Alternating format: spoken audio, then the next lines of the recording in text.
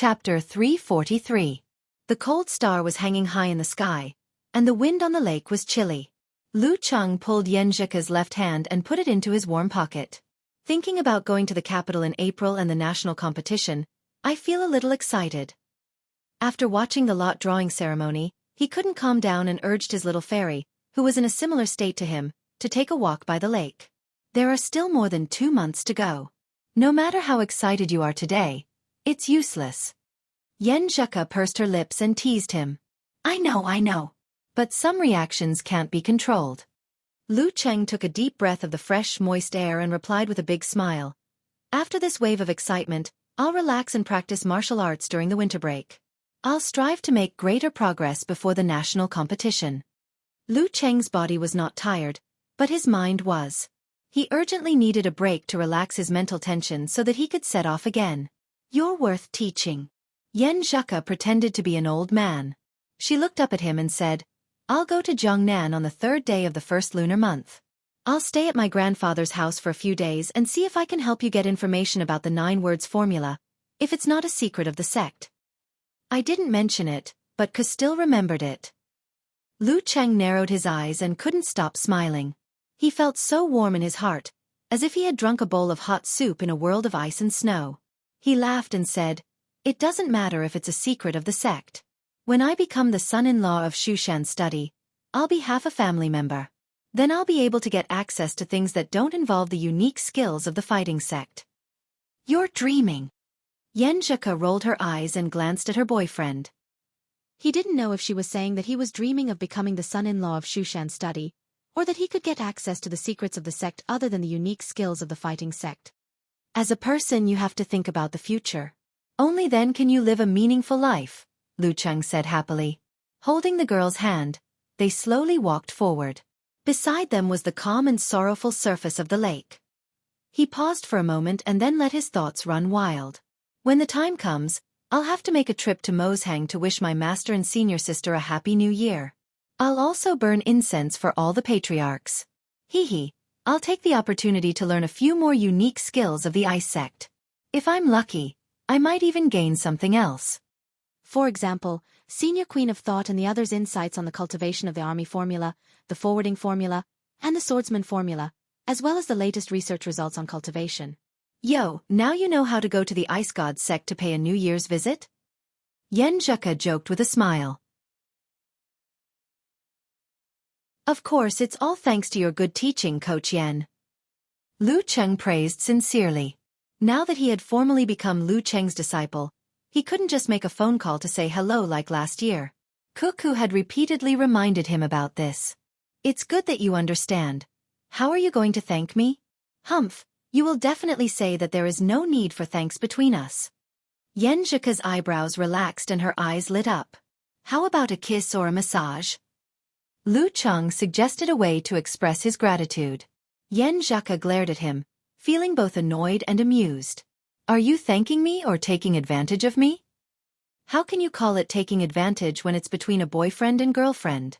Lu Cheng chuckled. Before Yan Zhika could blush, he suddenly remembered something and hurriedly asked, Ku, didn't you say that the last exam was originally on the 19th, but it was moved forward to tomorrow? Yeah, what's wrong? Yan Zhika blinked and looked at her boyfriend blankly. Have you told Empress Dowager about this? Lu Cheng asked. Not yet.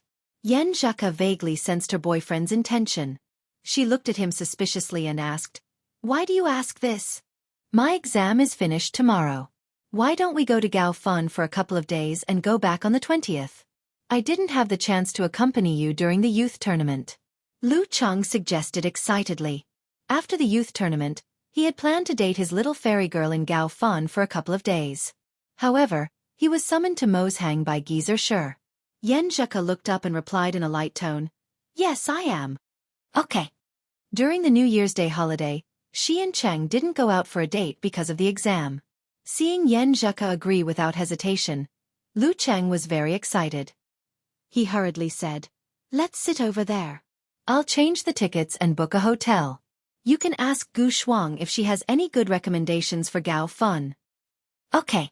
Yan Zhika took out a tissue and handed it to her boyfriend. After cleaning up, they sat down next to each other and started to work. Suddenly, Yan Zheka hesitated and said, Chang, Shuang said that her house is empty and she invited us to stay there. She was used to calling her best friends by their nickname in front of Lu Cheng. That's not good. I feel uncomfortable. Lu Cheng subconsciously found a reason to object. Yan Zheka tapped on the screen and keyboard a few times. She turned her head and looked at her boyfriend with a faint smile. She puffed up her cheeks and snorted. Cheng, you've changed. You weren't like this before. What's changed? Lu Cheng was confused, his face full of confusion. You wouldn't answer like this before. You would say, do you want to go? If you want to go, then let's stay at Gu Shuang's house. Yan Zheka smiled and raised her chin. Her long white down jacket made her look very pretty. Lu Cheng was almost speechless. He laughed and said, I'm just giving you my opinion. I'm not making a decision. In the end, I still have to listen to you. Yan Zheka combed her long black hair that was blown by the wind and snorted. I think you have a ghost in your heart.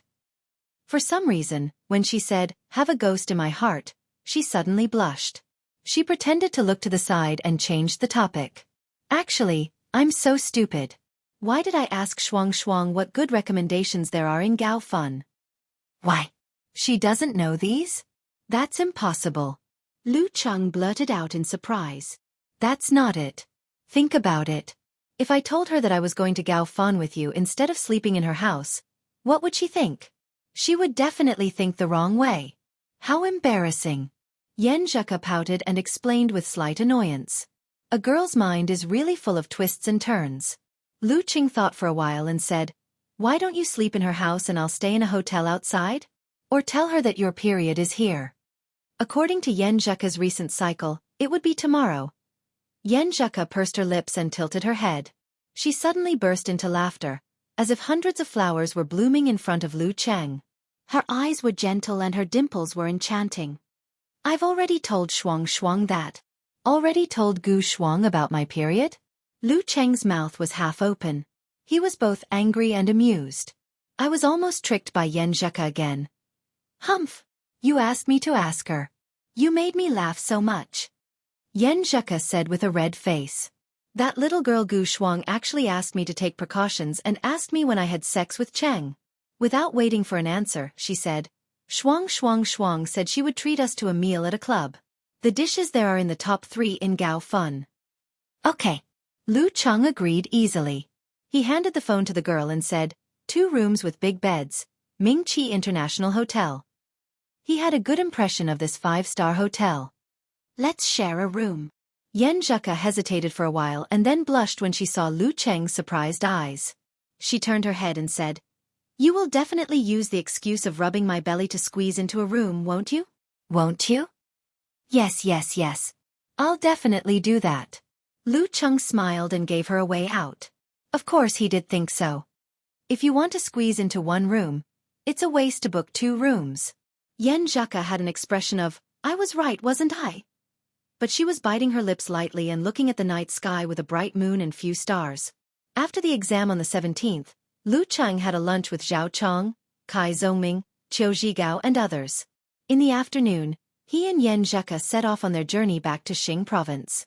But their destination was not Xiaofan, but Gaofan. They arrived at 7 p.m. and met Gu Shuang, who was dressed fashionably in black. They went to the private club near Weiyang Park in Gaofan with her. The clubhouse was luxuriously decorated and illuminated by bright lights. The style of the clubhouse exuded the word luxury. Nouveau riche style. Yan Zheka commented in Lu Cheng's ear in a low voice. As long as the dishes are good. Lu Cheng smiled back.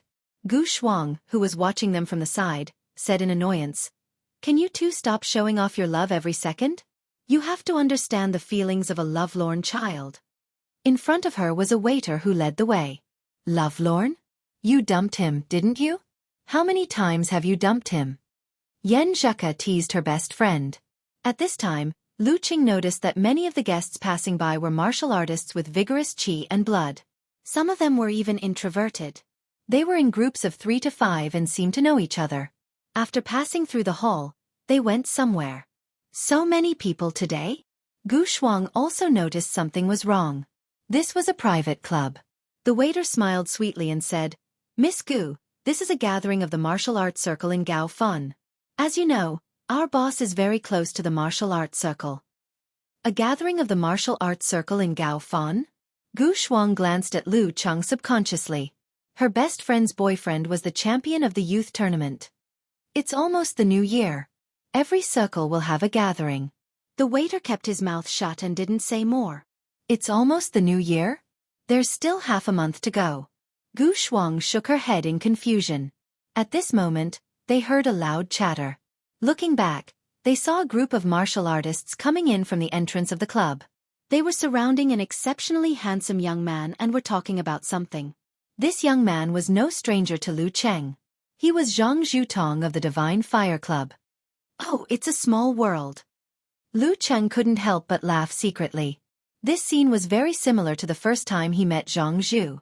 Both of them were watching from the perspective of a bystander. However, that was then and this was now. His mentality and feelings were completely different from the last time he met Zhang Zhu. Zhang Zhutong listened to the people around him with a smile on his face. Occasionally, he would turn his head and say a few words. Suddenly, he seemed to have sensed something and turned his head subconsciously. He was surprised to see a familiar face and the figure he couldn't forget standing quietly in the dim light. Facing his gaze, Lu Cheng smiled slightly and nodded.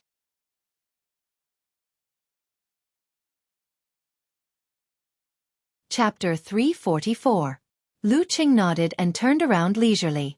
He held Yan Zheka's hand and continued to follow the waiter. Lu Cheng didn't know much about the martial arts circle in Gaofan, so he didn't need to greet them or delay the late dinner. "Brother Zhutong, what are you looking at?" Beside Zhang Zhutong, a pretty girl with flat bangs asked curiously. She moved her head closer and followed Zhang Zhutong's line of sight. However, all she saw was a couple holding hands and disappearing around the corner. Apart from the girl's beautiful back, there was nothing special about her. "No, nothing." Zhang Zhutong withdrew his gaze and gave a negative answer subconsciously. The others didn't care about this little episode. They still surrounded him, chatting and performing. Zhang Zhutong walked a few steps and couldn't help but look back, even though he knew the girl had already left. He's back? It's winter vacation now. But why didn't he come back to Xiaofan? What is he going to do in Gaofan? Is he just passing by, or is he trying to get involved? Under the warm light, the waiter set the table and filled the cups with tea. He pushed the door open and waited for the dishes to be served. "Who are you kidding? How can there be a year-end party this early?" Gu Shuang complained. She picked up her phone and dialed a number. "You and Zhang Zhutong are quite fated." Yan Zheka took the opportunity to tease her boyfriend. Lu Cheng deliberately sighed and said, "It's a small world." The two started to chat. After a few minutes, Gu Shuang ended the call. She raised her eyebrows and gossiped with great interest. "I knew it's a year-end party for the martial arts circle in Gaofan." "What kind of party is it?" Yan Zheka asked cooperatively. Gu Shuang laughed. "Gaofan is a sister city with the famous European city Brutale, right? The mayor of Brutale is here with people from all walks of life for a business visit, including the martial arts delegation. Accordingly, we have to organize some martial artists to receive them. The Divine Fire Club has a good relationship with the management, so they're in charge of this." "What do you mean by our Gaofan city?" Shuang, you've just moved to Gaofan a few years ago. Have you forgotten that you're from Xiaoshan?" Yan Zheka laughed and teased her best friend before getting back to the topic. "They're gathering people in the circle for this? Yes, this is a good thing. Maybe we can get some cooperation opportunities." Gu Shuang explained casually. She then urged excitedly. Ku, why don't you ask your Cheng to join in the fun? He can show off in front of the foreigners." "It's so." "What? I'm not from Gaofan." Lu Cheng couldn't help but laugh. He rejected Gu Shuang's suggestion without hesitation. Yan Zheka pursed her lips and chuckled. "I've heard that Brutale is one of the origins of martial arts in Europe. There are many powerful masters everywhere. I'm sure there are many good fighters among the young people there. Don't you want to see the fighting skills of a foreign country?" Kind of. But we'll have plenty of chances in the future." There's no need to join in this boring fun. Lu Cheng explained his thoughts. The mainstream martial arts system in Europe and America was essentially the same as in China, but the details were different. Both systems focused on body refining and will controlling the mind. However, they didn't have force concentration or body refining Big Dan. Instead, they took a different path. When they reached the physical invulnerability stage, they trained the root pulp internally and connected with heaven and earth. What do you mean by, we'll have plenty of chances in the future? Yen Zhaka tilted her head and asked in confusion. Lu Cheng grinned. When you study abroad, I'll definitely go there from time to time. Maybe I'll even stay for a while. There'll be plenty of chances to see foreign martial arts. You're thinking so far ahead. Yen Zhaka's eyes lit up. Stop, stop, stop. Can you two stop showing off your love? Gu Shuang, who was ignored, raised her hand and said, Can't we have a nice chat? No. No. Lu Cheng and Yen Zhaka looked at each other and answered in unison. In a hall, Zhang Zhutong was thinking about the startled glance and Lu Cheng's sudden appearance in Gaofan's place. He was absent-minded for a moment until someone waved a hand in front of his eyes and pulled him back to reality. Brother Zhutong, what's wrong? Are you worried about tomorrow? A pretty girl with flat bangs asked with concern. Hearing this question, the other martial artists in the gathering all looked over. Not really worried. I'm more looking forward to it, Zhang Zhutong answered with a smile. This kind of martial arts exchange was different from the normal challenge tournament. They had to consider the issue of face. What the higher-ups meant was that it would not be good to lose too much, but it would not be good to win too much either. The selected martial artists had to be representative and hierarchical to ensure that they only had a slight advantage over the opponent. Yeah, I've only seen foreign martial arts competitions on the internet. I haven't really seen one yet, a martial artist beside them chimed in. Amidst the echoes, the pretty girl with flat bangs reminded him with concern. We don't have to worry about the inhuman mighty ones since the seniors will deal with them. But I heard that there's a talented young man named O'Block in the group.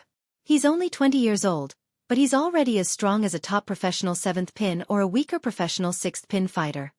The evaluation system abroad was different from that in China, so it was impossible to compare them directly by rank. After losing to Lu Cheng, Zhang Zhutong had been enduring hardships for half a year. He had made great progress in his martial arts and was considered to be one of the best in the 7th pin. However, after watching the battle between Lu Cheng and Peng Liyun, he was shocked again. It took him 2 or 3 weeks to recover.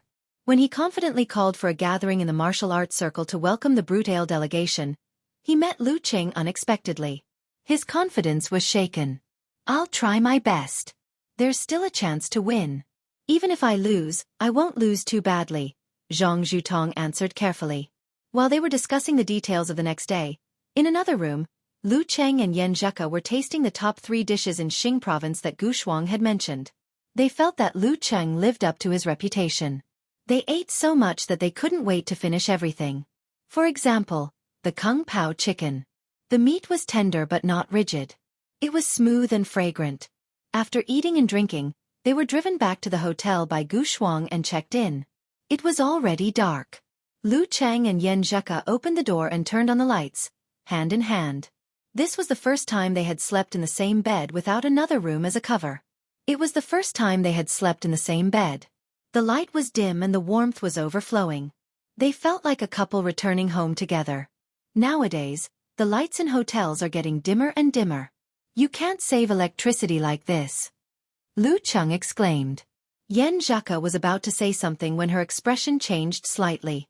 She lowered her eyes and looked a little pained. You're on your period? Lu Cheng asked with concern. Yes. Yen Zhaka was used to discussing this kind of thing with her boyfriend. I'll go change my clothes, brush my teeth and wash my face first. Okay, I'll wash the pot first and make you some brown sugar ginger tea. Lu Cheng's hands and feet quickly got busy. After Yen Zhaka finished the tea, got into bed and curled up on her side, he quickly brushed his teeth, took a shower, changed into his pajamas, and lay down beside her. He put his hand over her thin clothes, slid a little into her pants and pressed it against her lower abdomen. You're quite self-aware. Yen Zhaka praised him with a smile. She didn't feel any pain. Before her voice died away, she suddenly exclaimed, Cheng, why is your hand so warm? Hee hee. This is the breakthrough of my power of blaze. Ever since its second awakening, I've been tempering and controlling it. I want it to be used in daily life like the frost's supernatural ability. Well, after a few months of hard work, I finally succeeded. How does it feel? Yeah, said Lucheng proudly, showing off. It's meaningless to have a supernatural power without a domestic version. 32 likes. Yan Zheka slightly pursed her lips, with a faint smile on her face. Her voice became very soft. Cheng, where are we going to play tomorrow? Lu Cheng was in a good mood after being praised. He smiled and said, 2 plans. First, we'll go to the wildlife park in the north of the city. Second, we'll take bus number 7, number 19, number 35, number 56 and number 79 to relax and wander through the most unique streets of Xiaofan. We'll try the various delicacies along the way and slowly savor this city. I choose the second plan, Yan Zheka said without hesitation. It sounds fun, I knew it. Lu Cheng's heart was full of tacit understanding. While chatting and warming, Yan Zheka slowly fell asleep. Her brows were knitted sometimes, as if she was enduring the pain in her dream. Lu Cheng tenderly reached out and smoothed her brows. As the night grew darker, he propped himself up and kissed her on the corner of her mouth. Good night, my dear. Her delicate body fell into his arms, without any lust. The next morning, Lu Cheng woke up on time. Looking at the dark sky outside the window, he felt the girl's body curled up in his arms. Breathing in the warm fragrance that pervaded the air, he only felt his heart was calm and peaceful, filled with joy. He hugged Yan Zheka tightly and suddenly saw her wake up. He heard her ask in confusion, "What time is it?" 5:30. You go back to sleep. I'm going to do my morning exercise. I'll bring you breakfast when I come back. Lu Cheng replied softly. Yan Zheka retreated a little reluctantly.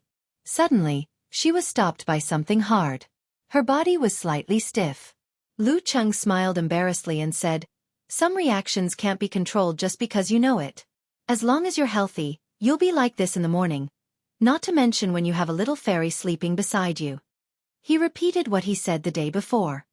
I feel that you guys are so weird. Yan Zheka softened her body and muttered. She struggled to get up and said, I'm going to do my morning exercise too. It doesn't hurt as much. Just as they were kissing and saying good morning to each other, the delegation from the famous European city of Brute Ale arrived at the airport in Xiaofan.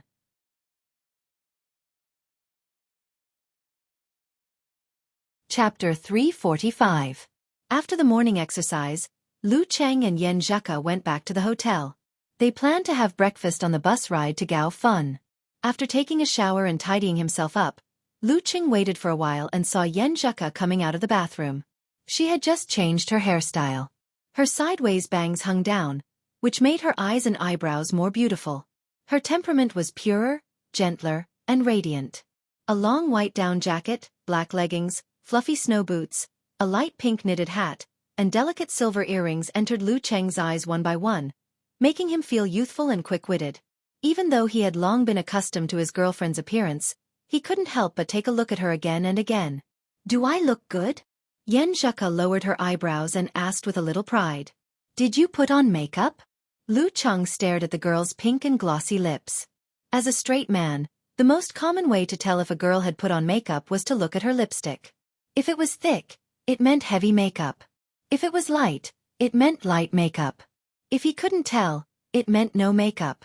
Of course, with Coach Yan's teaching and daily influence, his knowledge had increased day by day. He was no longer so superficial. I did. Today is our big date. How can I not take it seriously? Yan Zheka raised her chin slightly and looked at him with radiance. Hearing this, Lu Cheng laughed out loud. He really wanted to grab his little fairy just like that and give her a good bite. Yan Zheka seemed to have sensed something from his eyes. She hurriedly took a step back and waved her hand weakly. Makeup is troublesome. Don't mess around. Yes. Lu Cheng put away his thoughts and said, I just feel that your face is too thin. Humph, I'm fat. Yan Zheka puffed up her cheeks. Look, I'm fat face Ku. Hold it in. I can't hold it in. I can't hold it in. Lu Cheng suddenly took a step forward, pulled the girl over and kissed her. You. Yen Zheka's protest stopped abruptly and was blocked back in her mouth. She clenched her fist and hit Lu Cheng a few times. But as they kissed, she slowly closed her eyes and hugged her boyfriend back. She forgot about the makeup. They hooked their lips and kissed lightly.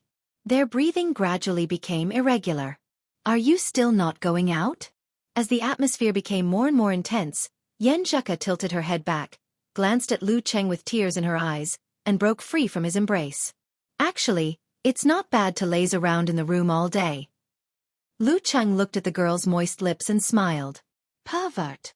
Yen Zheka cursed, feeling both annoyed and amused. She trotted into the bathroom and quickly touched up her makeup. Then she stood by the door and waved, "Let's go, let's go." "All right." Lu Cheng walked over and held the girl's hand. They walked out of the room and the hotel. They strolled to the nearest bus stop and waited for bus number 7 to arrive.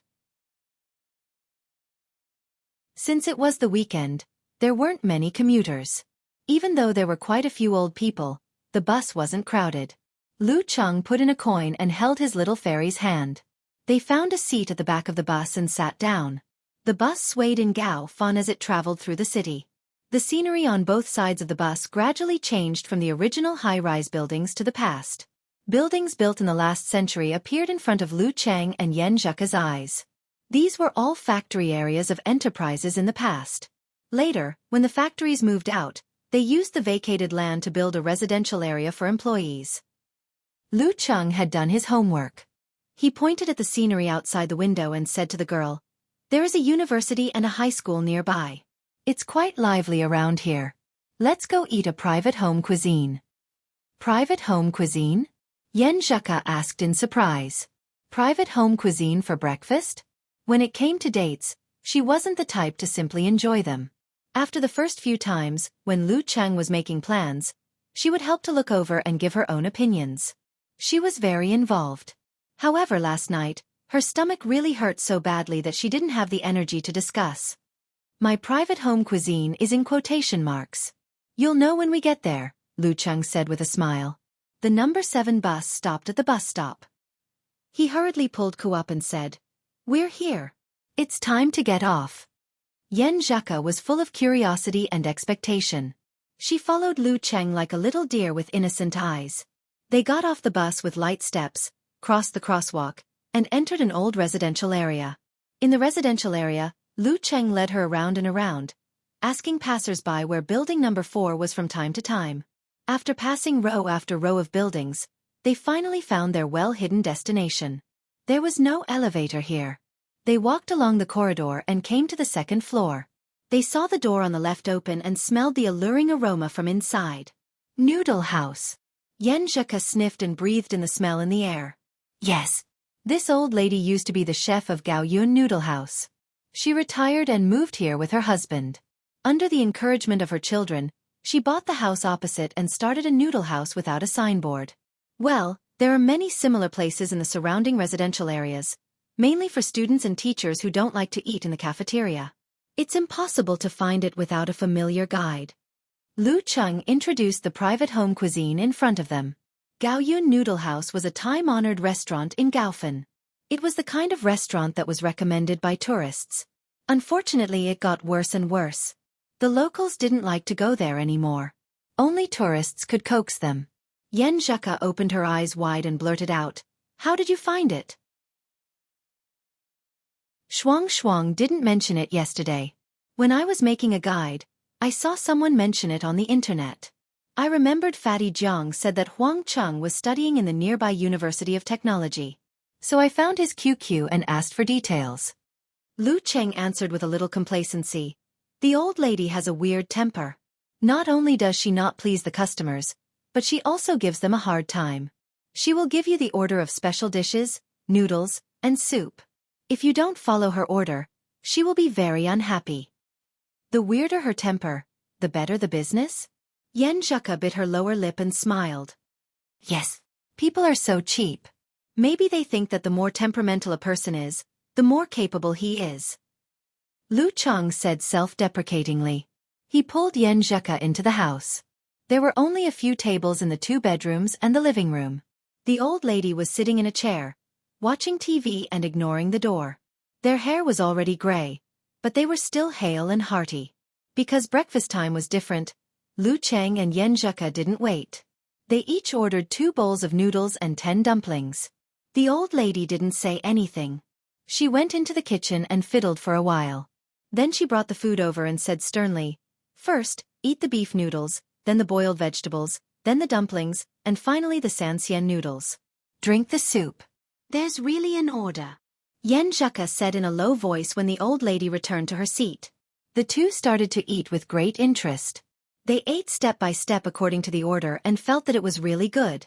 Especially after the beef noodles, the boiled vegetables were really refreshing and sweet. Lu Cheng came in high spirits and left satisfied. He looked at his phone, looking for the bus stop of Route 19. At this time, Yen Zheka's eyes turned up. After thinking for a few seconds, she suggested excitedly, "Cheng, why don't we not follow the guide? I feel that you will be very tired." "How can we do it if we don't follow the guide?" Lu Cheng asked in confusion. Yen Zheka smiled like a flower and said, "Let's be casual. We'll get on whichever bus we see. We'll get off wherever we see. Anyway, we don't need to think in advance. We don't need to care about the result. We'll just do whatever we want and see where we end up." "Is this a fateful tour?" Lu Cheng was excited. He didn't object, and it was impossible for him to object. It seemed to be quite interesting. The two of them walked out of the neighborhood and stopped at a random signboard. They waited for a bus that they didn't know which route it was. After getting on the bus, they continued to sit in the back row, hand in hand, looking at the street outside as they retreated. They talked leisurely and chatted. When they felt like it, they would casually find a bus stop and walk around nearby. Then by fate, they would board the first bus stop they saw at the first bus stop they saw. They didn't think about where they would end up in the end, nor did they think about the purpose of the next stop or what they would eat later. They let go of their minds and wandered around leisurely, coming and going slowly. From time to time, they would put their heads together and take a selfie. The commercial district, a park, a bridge by the river, a Buddhist temple. Unconsciously, they wandered around a lot of places and decided to have lunch at the next restaurant they saw. Lu Cheng and Yen Zheka passed through the alley and came to the main street. They saw a cafe at the same time. "Cafe? Do you want to eat there?" Lu Cheng asked with a smile. "Why not? There's food in the cafe." Yen Zheka answered with a relaxed body and mind. The cafe's business was quite bad, and the environment was not bad. Lu Cheng and Yen Zheka ordered a lot of food and ate happily. They were surprised to find that the quality was quite good. When Lu Cheng was paying the bill, Yen Zheka put her hands on the glass counter and casually asked the proprietress, "Your family is doing well. Why is your business so average?" The proprietress was a very charming lady. She smiled bitterly and said, "I don't know. Maybe the residents here don't like the Western style. Do you live nearby?" "No," Yen Zheka answered in a light tone. "Then are you here for business?" The proprietress had plenty of time to chat because the business was bad. "No, we're just passing by," Yen Zheka said with a smile. "Okay." The proprietress confirmed that Lu Cheng had paid the bill and asked casually, "Just passing by. Where are you going?" "Where are we going?" Lu Cheng and Yen Zheka were stunned for a moment. Then they turned their heads and looked at each other. "We don't know." After saying this, the two of them held hands and turned to walk to the door. "Where are we going?" The proprietress was at a loss, watching their backs disappear into the street outside. Lu Cheng and Yen Zheka got on and off the bus casually without thinking about the past or the future. They enjoyed the purest, most carefree and most leisurely present moment. In the vast sea of people, they only felt that they had each other. Wherever they went, there was beauty and certainty. The clouds were leisurely, and the bus was swaying. Lu Cheng and Yen Zheka were sometimes quiet and sometimes excited, walking freely in Gao fun. When the lights were turned on, they held back their laughter and got on the bus again. They didn't know where they were going. The reason why they held back their laughter was that the restaurant they chose was very bad, which left a deep impression on them. However, even if it was a failure, it was still a happy thing to eat together. "Where are we now?" Lu Cheng looked at the dock and scenery outside the window and asked. "How would I know?" Yen Zheka answered with a smile. Suddenly, her eyes lit up as she saw a familiar building in the distance. The Beetle Stadium. Xiaofan Martial Arts Stadium. Ah, after a long day, we're finally here. What a coincidence! Lu Cheng exclaimed in surprise. The lights are on inside, so there's probably a competition. Here, he won the first championship in his life. Yes, yes. Yan Zheke nodded happily. She pulled Lu Cheng to the back door of the bus and waited for the next stop. Let's go. I'll treat you to the competition, she said cheerfully with a raised voice. In the Xiaofan Martial Arts Stadium, the lights were bright and the atmosphere was heavy. Zhang Zhutong looked solemnly at the arrogant Oblock in the arena. His blonde hair fluttered in the wind as he walked up the stone steps.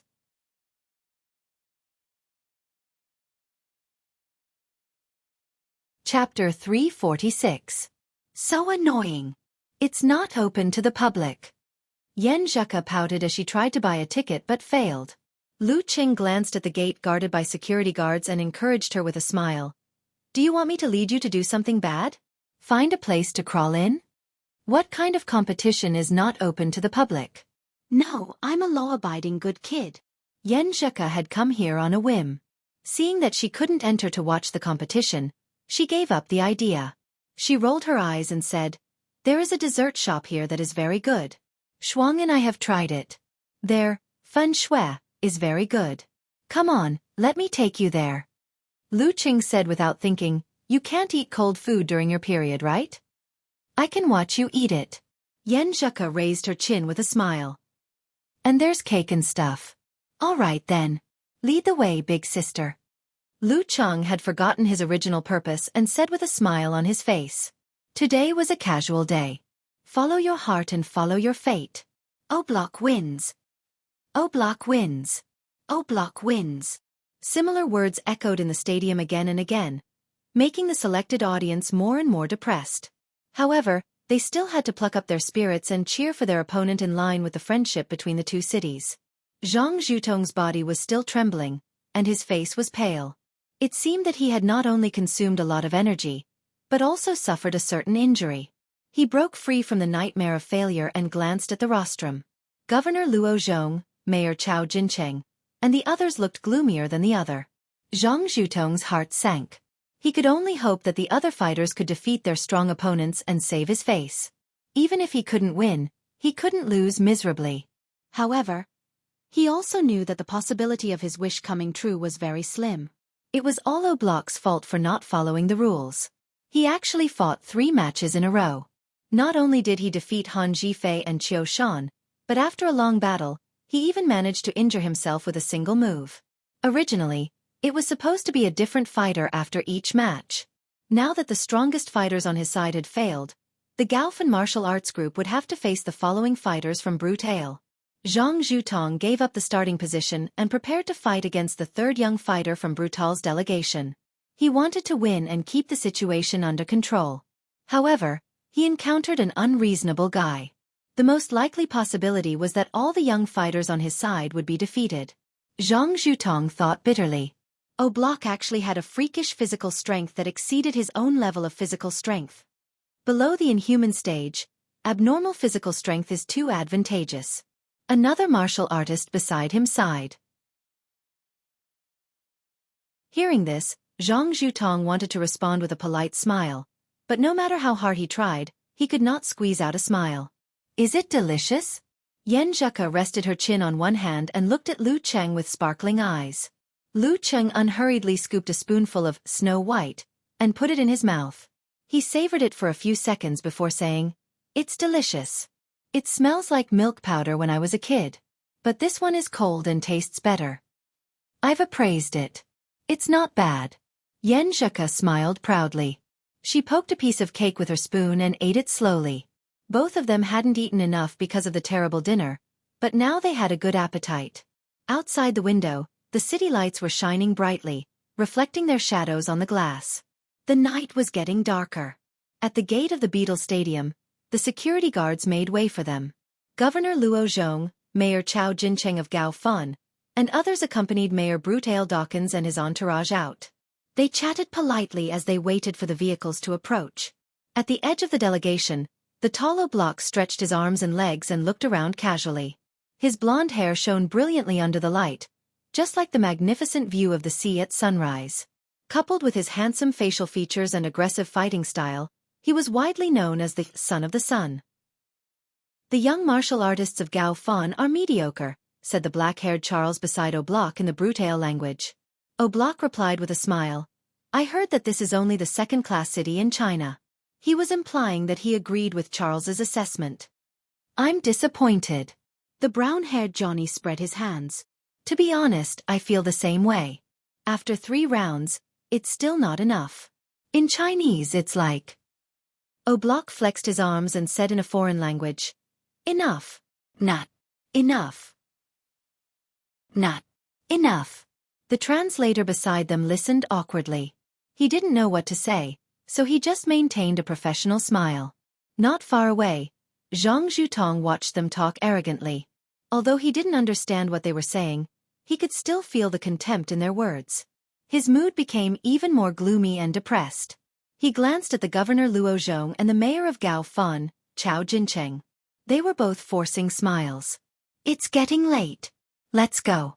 There won't be any more buses. Lu Cheng pointed at the night sky outside. Yan Zheka followed his movement and looked around. She nodded lightly and said, Okay. Today's random trip started with the bus. Of course, both of them wanted to end with the bus.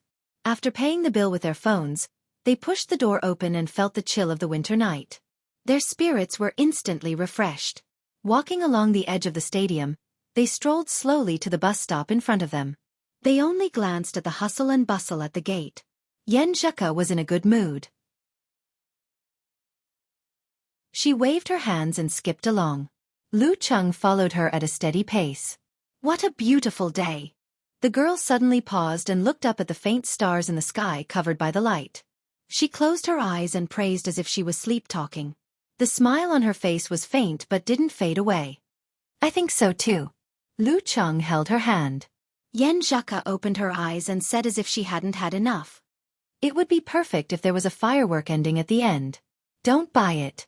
I mean, it's up to fate. Lu Cheng thought for a while and chuckled. He suddenly pulled back his hand and pointed behind the girl. Look, there it is.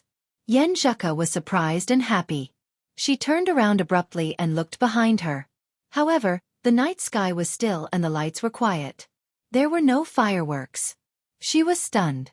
When she was about to speak, she suddenly saw a ball of crystal white light fly into the air. Then, a red and violent fireball chased after it. Bang! The cold light exploded first and ice crystals fell. Bang! The flame exploded and shone on the ice crystals, making them reflect the clear light. In the air, the fireworks bloomed. The flowing light was dreamy and beautiful, illuminating the faces of Lu Cheng and Yan Zheka. See? Tonight's ending fireworks? Lu Cheng laughed. Yan Zheka's astonishment turned into surprise. The fireworks reflected in her eyes were so beautiful that people didn't dare to look directly at them. She bit her pink lips with her pearly white teeth and said with sparkling eyes, Cheng, what should I do? I want to kiss you. The fireworks attracted the attention of the crowd at the gate. Oblak was stunned for a moment. Then his face lit up with joy. Superpower, a good superpower.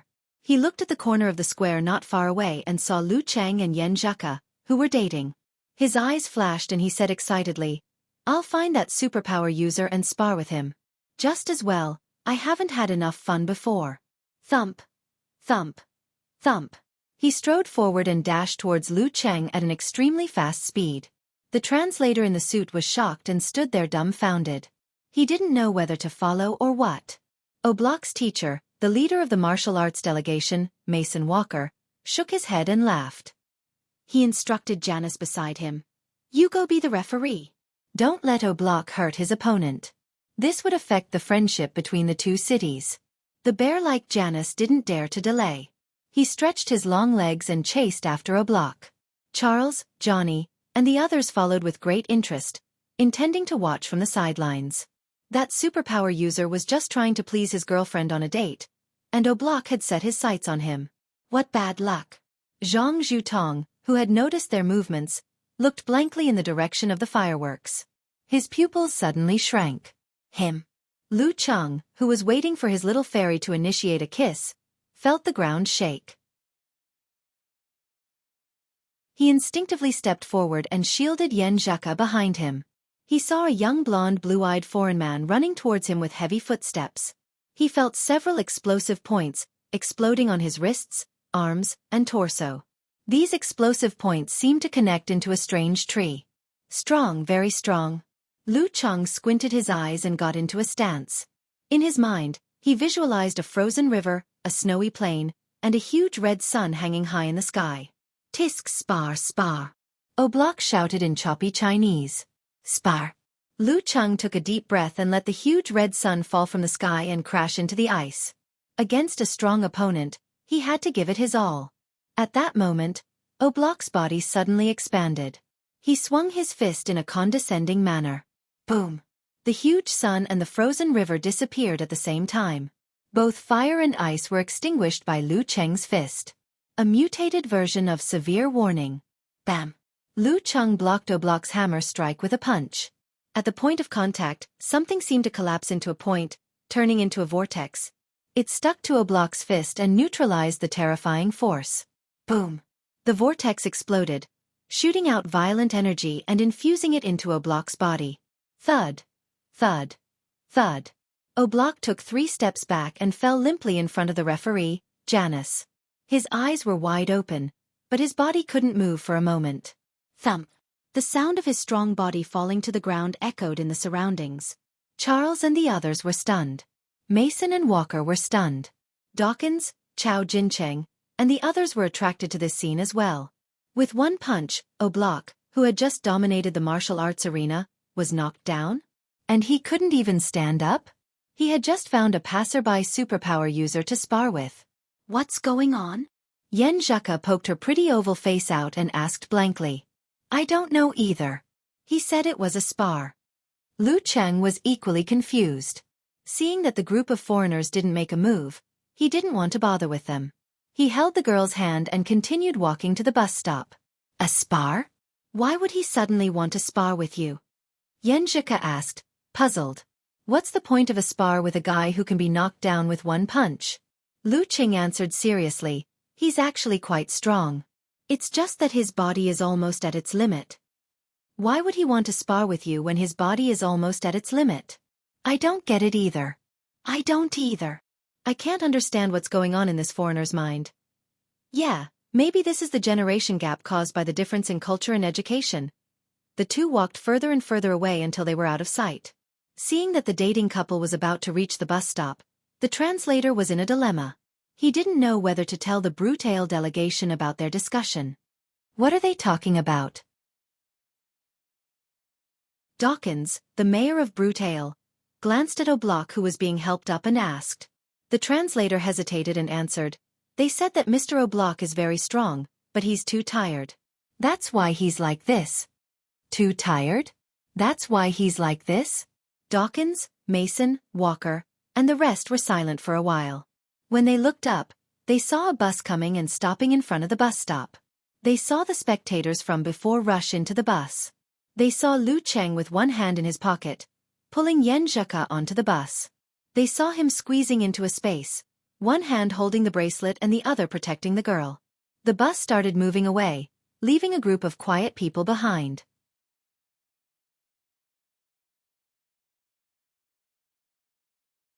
Chapter 347. The cold wind whistled past. Dawkins shivered and broke free from the indescribable feeling.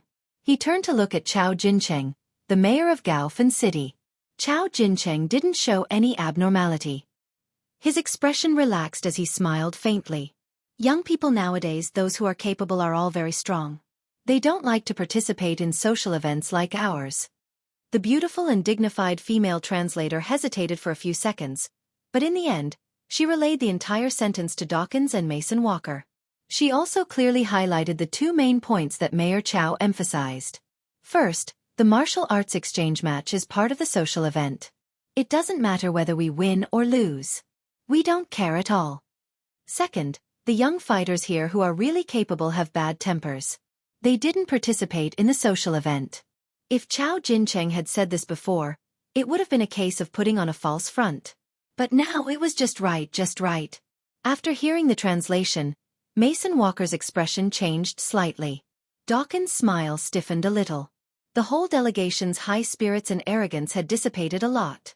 Fortunately, several luxury buses arrived in time, allowing them to smoothly change the topic. They waved goodbye in a friendly manner. Oblak, who was supported by others, finally recovered. He murmured to himself, "That punch was very magical, very, very magical." The Brutale delegation looked at each other and pushed Oblak into the bus. Chao Jincheng didn't show his confusion until the convoy was far away. He turned to Wang Mingkong, the person in charge of Shenhua Club. "Who was that?" Wang Mingkong was a few steps behind and didn't see the fight. He was also confused and quickly looked at Zhang Zhutong. Zhang Zhutong sighed faintly and said, "That's right. It was Lu Cheng." Lu Cheng? Han Zhifei and the others finally understood why that back was so familiar. Lu Cheng. Ah, the champion of the provincial youth tournament. Luo Zhong, the governor in charge of martial arts affairs, recalled who Lu Cheng was. No wonder, no wonder. Chao Jincheng was relieved and couldn't help but sigh. This young man is so considerate. Lu Cheng was from Xiaofan, and his household registration had been moved to Songqing. He didn't work in Gaofan, so he had nothing to do with this city. If he showed up in the exchange match and was found out by the Brutale delegation, it would be very embarrassing. Fraud would affect the business cooperation between the two sides. Now that he had casually passed by and provoked Oblak to take the initiative to attack, the nature of the matter was completely different. This young man really has a sense of pride for his province. Mayor Chao thought to himself. As for the possibility that Lu Cheng just happened to pass by, he didn't even consider it. Haha, how is that possible? Inform all the relevant people in charge. If the Brutale delegation asks about what happened just now, tell them that they didn't recognize the young martial artist, Chao Jincheng said to his secretary. Listening to their conversation, Zhang Zhutong looked at Han Zhifei and the others with a complicated expression. From their eyes, he could see that they were sighing. At this moment, the words Lu Cheng had said to him in the semi-finals suddenly flashed through his mind. I don't need others to judge my qualifications. 1 year later, 2 years later, 3 years later, I hope you'll still have the courage and confidence to say what you just said. His words were still ringing in his ears. Only half a year. Lu Cheng and Yan Zheka got off the bus at the opposite side of Mingqi International Hotel. Swinging their intertwined hands, Lu Cheng and Yan Zheka slowly walked through the pedestrian walkway into the hotel lobby, ending this casual date and the dreamy journey of the day. While Lu Cheng was taking a shower, Yan Zheka had changed into a cute set of pajamas. Bunny ears dangled on her chest, swaying back and forth. She sat on the bed barefooted, picked up the vibrating phone, and chose to answer. Hello, Shuang Shuang Shuang. Why are you so late? Cuckoo, your Cheng is not honest. Gu Shuang said directly. What's wrong with him? Yan Zheka asked blankly. Gu Shuang ground her teeth and said, Your Cheng swore in front of me yesterday that he wouldn't join the Brutale delegation. But today he went to the Beetle Arena and beat up their new fighting star. Humph, a guy who doesn't keep his word. That's the Brutale delegation. No wonder there's a strong foreigner. Yan Zheka came to her senses and explained with a smile. He didn't mean it. We were on a casual trip today. We got on whichever bus we saw and got off wherever we wanted. Finally, we came to the Beetle Arena. And it was that foreign fighter who took the initiative to challenge Cheng. Yo, you two are quite romantic. Gu Shuang said, half sighing and half joking. Then she said, What a coincidence. The fighter your Cheng knocked down with one punch is called Oblak. He just defeated Zhang Zhutong, Han Zhifei and Qiu Shan in the Beetle Arena, making those uncles, aunts and grandparents lose face. I see. Cheng is saying that the foreign fighter's physical condition is close to the limit. Yan Zheka confirmed the details. But this guy is famous for his abnormal physical strength. I think he's close to the inhuman stage, just like your Cheng. Gu Shuang revealed more information and said with a grin, Bring your Cheng to the party and make me proud. I have to let those guys know that I know such a powerful genius warrior. Go find one yourself. Yan Zheka scolded her with a smile. Gu Shuang chuckled and said, Well, I have a new target today. I'm going to flirt with him. Can't you just be in a good relationship? What's the point of changing boyfriends? Yenjika couldn't help but say, if you meet someone with an extreme personality, you'll probably get into trouble. I'm not dating anyone. We broke up because we don't have feelings for each other anymore. Gu Shuang explained. Okay, I'll stop talking about you. Yenjika typed rationally. We'll talk about other things on QQ. Okay. Gu Shuang hung up the phone. Yenjika held the phone and shouted subconsciously, Cheng, I have something to tell you. After shouting, she remembered that Cheng was taking a shower. The sound of water is so loud that he probably can't hear it. As the thought flashed through her mind, Yenjika noticed that the sound of water had stopped. The door of the bathroom was pulled open and Cheng stuck his upper body out. What's up? Seeing his bare chest rolling water droplets and wet hair, Yenjika quickly closed her eyes and said coquettishly, Can't you put on some clothes before asking? As she spoke, she squinted her left eye and glanced at him. She chuckled and said, Nice body. Feel free to touch me. Cheng responded shamelessly. Humph. Yenjika turned her head and said, Shuang said that the foreigner you knocked down is the genius fighter from the Brutale delegation, Oblak. While speaking, she turned her head back and opened her eyes completely. She sized up the bathroom door openly. From the Brutale delegation, no wonder. Cheng said in realization. Then he laughed and shook his head. It's a pity that we didn't have a proper match. I feel like I've swallowed too much. Brutale was a branch of the Mission sect, one of the main martial arts schools in Europe and America. They used faith to enhance one's willpower, control one's spirit, and control one's body. However, they did not practice force concentration or body refining Big Dan. Instead, they believed that there were 10 elements in the human body, corresponding to different symbols. When all of them were condensed, a tree of life could grow and reach the final crown. These 10 primordial essences were located in different parts of the body. Every time 3 of them were truly stimulated, different characteristics would be obtained. Based on one's own characteristics, it was like awakening a type of superpower, and they would complement each other such as physical strength and strength. Compared to the Dan stage martial arts, this kind of martial arts school's absolute reaction ability was much weaker.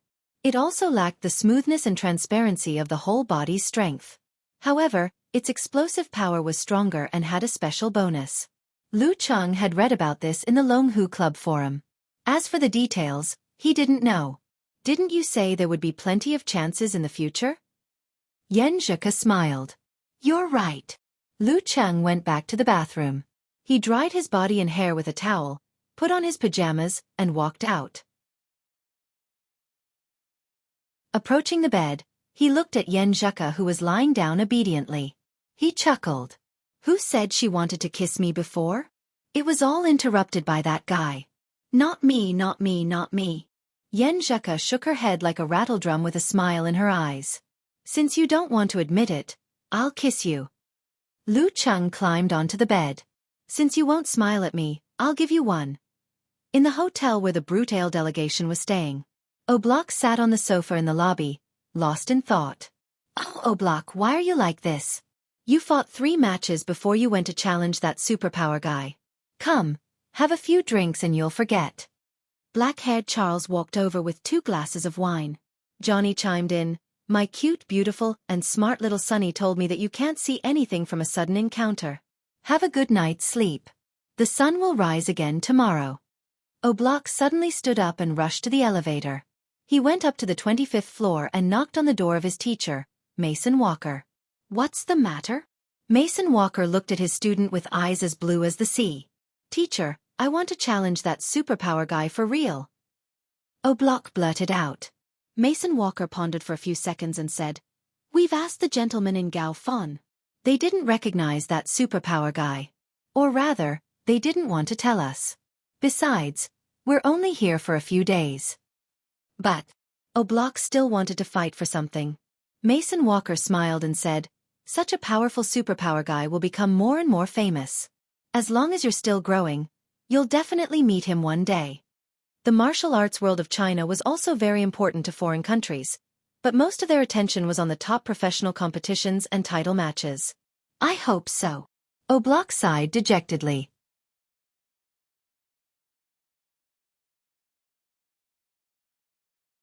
Chapter 348. On the afternoon of the 20th, Lu Cheng and Yan Zheka arrived at Gaofan East Railway Station and took the train back to Xiaofan. After the casual date, they went to the wildlife park yesterday and observed the tiger form, monkey form, and other postures up close. They watched a few panda cubs basking in the sun and left a lot of photos that carried beautiful memories. This morning, they didn't go anywhere. After returning from their morning exercise, they stayed in their room. Sometimes they kissed each other, and sometimes they leaned against each other to watch shows on their tablets. At this time, the Brutale delegation's trip entered its third day. Oblak was invited to participate in the Gaofan martial arts activities, but he was disappointed because he didn't find the superpower user who defeated him. The train sped through the mountains and across the fields. Lu Cheng was sharing a funny post with Yan Zheka when he received a call from Wu Ting, a high school freshman with a ponytail, from the VIP class during the summer vacation. "Hello." Lu Cheng answered the call in confusion. "Sir Lu, when are you coming back to Xiaoshan?" Wu Ting asked in a light tone. "What's up?" "I don't think I'll work part-time in the martial arts club during the winter vacation." Lu Cheng thought the girl wanted to continue her martial arts training. It was not that he didn't want to earn money, by the way. After school started, he had no income except for the living expenses provided by his family. Although he had fewer dates due to the tight schedule, his expenses in other aspects had increased. For example, Queen of Thought and the others had worked out a prescription for the internal practice of the swordsman formula after a period of study and mastery. Geezer sure had passed it to him. There were many similar things. After deducting the fixed amount provided by the Ice God sect every month, the rest was still very valuable. In just a few months, Lu Cheng had spent nearly 80,000 yuan. The strength of a weak sixth pin was not something that could be obtained easily. Plus the expenses of dates, gifts and hotels, Lu Cheng's savings had dropped below 200,000 yuan. Since he couldn't find a source of income, it was inevitable that he would want to work part-time to teach students. However, the martial arts club would be closed during the Chinese New Year. There was no such thing as a winter vacation class. Hearing Lu Cheng's answer, Wu Ting didn't feel disappointed. "Instead," she said happily, "can't I find you for no reason?" "Yes," Lu Cheng said half-jokingly. Wu Ting was speechless for a moment. After a dozen seconds of silence, she smiled bitterly. "I just realized that Sir Lu has a sharp tongue. It's not me who wants to find you. It's my dad who wants to find you. Why is your dad looking for me?" Lu Cheng was even more confused. Wu Ting giggled and said, "My father owns a martial arts supplies company. He wants to invite you to endorse their shoes, so that they can expand beyond Xing province and into the whole country." Endorsement. Lu Cheng was shocked. How could he get an endorsement at his level? Wasn't it said that only mighty ones with physical invulnerability were qualified to have a share of this cake? Yan Zheka was attracted by their conversation. She turned her head and blinked her eyes in confusion. "My dad said that, Sir Lu, you have a bright future ahead of you." "Yes, it's measured, not bright. You will definitely reach the peak of martial arts in the future," Wu Ting explained excitedly. "Our Sir Lu is amazing." Lu Cheng replied conscientiously, "That's a matter for the future. No one dares to guarantee anything. If your father asks me to endorse him now, he will most likely suffer a loss." No, Sir Lu, you have a lot of attention now. We all watched the battle between you and Peng Liyun. My dad said that as a heavenly son of the era and a native of Xing province, you can definitely help him open up more markets in the province, and even open up channels outside the province." Wu Ting repeated, "Anyway, you don't need to do anything. You don't need to shoot commercials. You just need to wear the martial arts shoes that we specially made for you every time in the challenge tournament." Then it broke into pieces. Lu Cheng said with cold humor. Wu Ting was speechless again. After hearing what the people around her said, she giggled and said, "What are you afraid of? Which martial arts shoes are not like this? As long as our design is cool enough, as long as you wear it well enough, as long as it can last a few rounds, there will be plenty of fashionistas like us who will buy it." She made fun of herself without any hesitation. "This is too sudden. I'm a little confused. I'll think about it and give you a reply." Lu Cheng did not agree impulsively. Wu Ting smiled and said, "What my dad means is that after you return to Xiaoshan, you can come to the company and talk to him face to face. If you agree, He will directly test the data and make the most suitable martial arts shoes for you. Okay, I'll be back in Xiaofan in the afternoon. When will your dad be in the company these days? Lu Cheng decided to listen to the specific terms. Well, my dad will be on a business trip tomorrow and the day after tomorrow. He's in the company today. How about you go to see him before 6 p.m.? Wu Ting asked tentatively. Okay, send me the address. I'll let you know when I go out. Lu Cheng said after thinking about it. Wu Ting smiled and said, Yes, Sir Lu. After hanging up the phone, Lu Cheng looked at Yan Zheka who was beside him. He didn't need to repeat himself. The girl already knew what was going on. She pursed her lips and said with a smile, You already have an endorsement contract. My Cheng is so awesome. I don't know the specific conditions, but I guess the price won't be too high.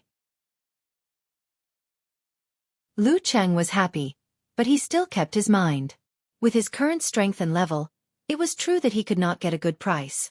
But for him, who had an unstable income every year, it was a good supplement.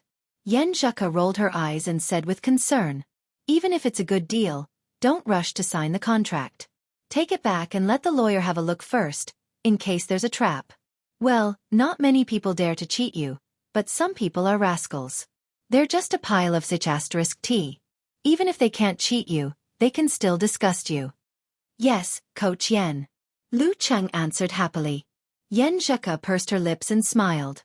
She suddenly sighed and said, I can't buy you martial arts shoes in the future. No, I'll only wear them in the competition. For training, the Love brand is still the best. I've only worn the first pair of martial arts shoes you gave me a few times. It's still brand new. Lu Cheng took the opportunity to show off. Yan Zheka smiled and looked out of the window slightly proudly.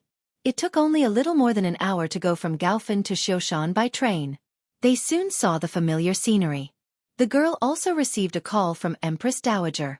They deliberately chose this train to arrive at the same time as the arrival time of one of the high-speed trains from Songqing to Xiaofan. Okay, we'll be there soon. Yan Zheka hung up the phone and watched Lu Cheng unload the luggage. Her eyes became gentle and she reached out to help him tidy up his clothes. After returning to Xiaofan, they would be busy with the new year. Except for morning exercises, they would have less time to see each other. After getting off the train, they reluctantly parted at the arrival hall. Lu Cheng carried the luggage and went out of the station. He replied to the girl's message and then called his mother. Mom, I'm here. Qi Feng's background was very noisy. She said in a loud voice, Your dad and I are in the renovation business. We don't have time to buy groceries. You can go to the market by yourself and buy whatever you want. I'll cook for you when I come back. Alas, the new year is coming and the renovation workers are all thinking about home. You have to keep an eye on them and try to get the water and electricity ready before the new year. My dear mother. I've just come back and I'm already being ordered around. Lu Cheng laughed and shook his head, agreeing. After a long time of careful selection, Qi Feng finally chose a house of 130 square meters. It had 3 bedrooms, 2 living rooms, and 2 bathrooms. It also came with a free entrance and a balcony. The total cost was more than 550,000 yuan after taxes and fees. Because it was the full payment, except for the 400,000 yuan Lu Cheng gave, the family was basically emptied. After 2 months, they finally had enough money to do the water and electricity. Qi Feng, who had been bullied by borrowing money, didn't want to try again if it wasn't necessary. Lu Cheng got on the bus and staggered back to the neighborhood. Along the way, the uncles and aunties he met all greeted him warmly, saying things like, Oh, Cheng has made a name for himself. They praised him for remembering his parents' kindness and forking out money to buy a house for his family. Looking at the envious and sighing neighbors, Lu Cheng only had one thought in his mind. That was, how long has my mom been bragging about her son buying a house? How widely has she spread the news? When he approached the doorway, he met another acquaintance, Wang Su's father. Hello, Uncle Wang. Lu Cheng greeted him politely. Wang Su's father's body was a little hunched, and his hair was very white. He looked like he was in his 60s or 70s. He looked at Lu Cheng and laughed. Cheng, you're on vacation? You've done well. Your parents are enjoying life. Uncle Wang, don't say that. It's good enough to believe half of my mom's words. Lu Cheng scolded his mother. It's good enough to believe half of it. Wang Su's father sighed with emotion. He walked out of the unit and turned to the group of old men playing chess. Looking back, Lu Cheng watched his father's back disappear into the distance. He sighed with mixed feelings in his heart. When people take the wrong path, they're not the only ones who get hurt. Now that the limelight is completely over, I'll ask Uncle Xing to introduce me to visit Wang Su in prison. After calming himself down, he returned home, put down his backpack, picked up the basket, and went to the market. The last time he went there alone was when he was in the 5th grade of primary school. He didn't go there to buy groceries, but to find his mother. I'm a little nervous thinking about going to buy groceries by myself. Lu Cheng sent a message to Yan Zheka with a smile. Yan Zheka sent an emoji with half of her mouth covered and whispered, I haven't been to the market before. Then I'm better than you. Lu Cheng sent an emoji with arms akimbo. Humph. Do you know how to bargain? Yan Zheka asked angrily. Nope. Do you know how to distinguish the quality of the meat? You should be able to tell a little. Can you tell if the food is watered? Nope. Can you pick out the good quality of the food? Nope. Lu Cheng felt very guilty. He found that the identity of youth tournament champion was completely useless in the market. Can you tell if it's wild or domesticated? Yan Zheka asked persistently. Lu Cheng replied with a text emoji, annoyed and amused at the same time. Classmate, you've killed the conversation. Ha ha ha. Yan Zheka sent an emoji of laughing. Hurry up and buy groceries. I'm waiting for your battle report. After entering the market, Lu Cheng walked nimbly around the stands and randomly chose a pork stall. He asked the fierce-looking stall owner, how much is this pork rib? Well, I want to eat winter melon and pork rib soup tonight. After a fruitless bargaining, he looked at the stall owner who was chopping the pork rib and asked, Can I pay with my mobile phone? Yes, scan my QR code. The stall owner pointed at something on the side. It's so convenient to pay with mobile phone. I don't have to bring cash or change. Lu Cheng scanned the QR code. When the phone recognized the QR code, he suddenly found that the stall owner's name was Past Events in Dreams with the Wind. So artistic. He looked up at the fierce-looking stall owner in astonishment. Looking at the shiny oil on his hand, he couldn't believe that such an artistic name belonged to him. Okay. Lu Cheng paid the bill mechanically. The stall owner packed the pork rib and wiped his hands. He took a look at his phone and said, Yes, received. It's really him. Lu Cheng's mouth twitched. He put the pork rib into the basket and went to another stall. After that, he met the fishmonger named Love You Forever, and the vegetable seller named Abandoned Master. He refreshed his worldview and shared these things with Yan Zheka as jokes. At 3:30 p.m. he went out again after buying groceries and called a taxi according to the address given by Wu Ting.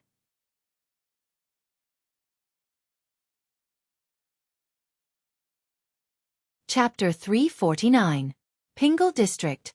Ingjin Building. When Lu Cheng entered the lobby of the newly built office building, he enjoyed the attention of the security guards because he still looked like a student. However, he didn't care about it.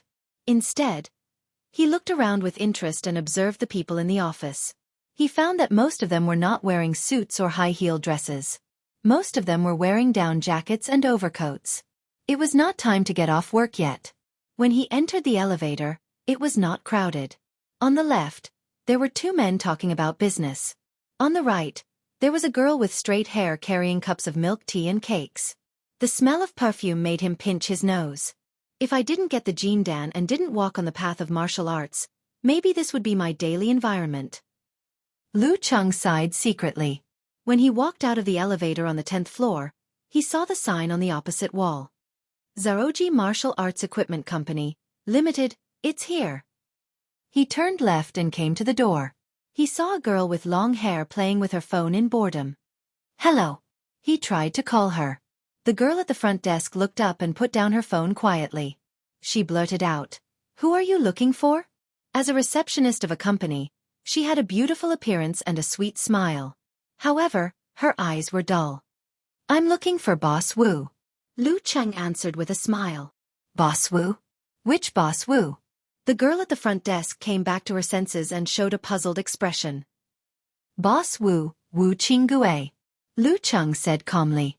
The girl at the front desk looked at him suspiciously and said, "Do you have an appointment?" The boy on the opposite side was pleasing to the eye. However, he looked younger than her and seemed to be a student. Why did he come to the company? To apply for an internship? But he didn't have to look for Boss Wu directly. Yes. Lu Cheng nodded with a smile. Then let me ask. The girl at the front desk picked up the phone and dialed a number with uncertainty. Hello, Boss Wu. A guest is looking for you. Yes, he's very young. Okay. She looked at Lu Cheng in surprise while talking on the phone. He really did have an appointment with Boss Wu. She put down the phone and said with a sweet smile, "Boss Wu asked you to wait for a while." Boss Wu didn't say why, so I don't know. Sure. Lu Cheng put his hands in his pockets and looked around leisurely, admiring the layout of Zooji Company. At this moment, he heard a rush of footsteps coming from afar. He subconsciously turned his head and saw a thin but capable middle-aged man rushing over. Wu, CEO Wu. The girl at the front desk stood up straight and shouted timidly. CEO Wu actually came out to greet him personally. Who was this guy? Wu Qinggui was wearing a suit and tie. He had a square face, thick eyebrows, and big eyes. He walked up to Lu Cheng with a smile, extended his arms, and warmly shook hands with him. Aya, you should have called me first when you arrived. Come. Come to my office. Chief Wu, you're too polite. It's not like I don't know how to find my own way. Lu Cheng said calmly as he followed Wu Qinggui into the building. They passed through many offices and arrived at the innermost office, leaving the receptionist standing there in a daze for a long time. That's the general situation. Ting should have told you everything, right? In the office, at the reception sofa, Wu Qinggui repeated the endorsement. Then he picked up the teacup and took a sip to moisten his throat. Lu Cheng smiled and said, Wu Ting did tell me, and I more or less understand what's going on. I just want to know the specific terms and conditions. Wu Qinggui asked his secretary to bring a sample contract and handed it to Lu Cheng. The main part is 1 million for 3 years. You just need to wear the martial arts shoes provided by us when you participate in the competition. There are some additional terms and conditions, all of which are free money for you. Take a look first. Okay. Lu Cheng flipped through the contract without batting an eyelid. 1 million for 3 years. It's much better than what I expected. I'm too embarrassed to talk about the price. In his opinion, it would be good enough for him to earn a few $100,000 a year endorsement fee. After all, most of the dance stage fighters didn't even have a chance. Plus, he didn't need to attend any events or shoot any commercials. He could earn money in passing. Lu Cheng was dizzy from the professional terms and conditions as he flipped through the pages. It took him a lot of effort to understand. The additional terms mentioned by Wu Qinggui were indeed good stuff. The general idea was that he would get extra money according to the level of the competition he participated in. For example, in the university martial arts competition, the group matches were definitely not as popular as the quarterfinals, semifinals, and finals. Every step he took forward, the stage where he showed off his martial arts shoes would be fundamentally different. Therefore, the endorsement contract had different levels of rewards. According to the additional terms, the contract could be increased to more than 10 million for 3 years. However, Lu Cheng felt that it was impossible to achieve because the biggest reward was to enter the top 32 of the 5 title matches. How could it be possible? Which one of the top 32 of the 5 title matches wasn't a physical invulnerability expert? According to his strength and current estimation of the speed of improvement, there was still a good chance that this contract could be increased to 1.5 million for 3 years. Lu Cheng put down the paper in his hand and pondered. Boss Wu, can I take the contract back and take a look at it? I'll give you an answer in 2 days. That's right. I'm tempted. I'll go back and find a lawyer to study it. It's definitely the right choice to ask senior sister for advice. No problem. You can write down my email address and send it to me directly if you have any comments on the contract. Wu Qinggui agreed without hesitation. He picked up a pen and paper and wrote down an email address. After the discussion, he stood up and said with a smile, "Let me show you around my company. This is the core of my business recently." Hee. I'll help you measure the accurate data later so that it'll be convenient for you to customize martial arts shoes suitable for your strength. Okay. Lu Cheng didn't refuse. Under Wu Qinggui's guidance, he visited the design department and other places. Finally, he entered an office with a sci-fi design. This can be used to measure your strength. With this, it'll be easier for you to do the following things. Wu Qinggui instructed a professional designer to measure the length and width of Lu Cheng's feet while pointing at the silver-white metal platform inlaid on the ground. After the designer finished, he smiled and raised his chin. Go and try it. Just stand on it and exert your full strength. Lu Cheng hesitated. Will it be damaged? Even I feel scared of my current explosive strength. Of course not. This is good stuff. I've asked a few professional ninth pin and mighty ones of Dan stage to test it. Wu Qinggui smiled casually. Lu Cheng was still worried. Is it really okay? No problem. It's my fault if it breaks. Wu Qinggui laughed. Okay. Lu Cheng put on his socks and stepped on the silver-white metal platform. The technician adjusted the equipment and said, "It's done. You can start now." Under Wu Qinggui's expectant gaze, Lu Cheng took a deep breath to balance his qi, blood, spirit, and force. Then, he spurted out his Dan force and pushed it against his feet. Clang! At the entrance of Zooji Company, the girl at the front desk felt dizzy and found that her feet were shaking. Earthquake! She was shocked and ran out. She saw her colleagues rushing out of various offices. At this time, the shaking had stopped. Everyone looked at each other for a few seconds. Go back, go back. Don't make any noise. The girl at the front desk calmed down and waved her hand. Similar scenes were happening on every floor of Yingjin building. In the test room, Lu Cheng looked at the broken silver-white metal platform and looked up innocently. It seems to be broken. It's not just seems, it's real. It's completely broken. Wu Qinggui's mouth was half open and his eyes were wide open as if he saw an alien. Is this the explosive strength of a professional sixth pin? It's like an earthquake just now. Boss Wu, you've been looking for professional eighth pin fighters of Dan stage, right? Lu Cheng pushed the blame. Yes, yes. Wu Qinggui came back to his senses and smiled bitterly. This thing is useless. It's mine, it's mine. He's almost at the inhuman stage. Lu Cheng looked at his feet again and asked curiously, "Did you get any data?" "No," the technician said with a sad face. Wu Qinggui calmed down and smiled. "It's almost time to get off work. Let's go for a meal." Haha, it's my first day back home. I have to accompany my parents. Boss Wu, next time.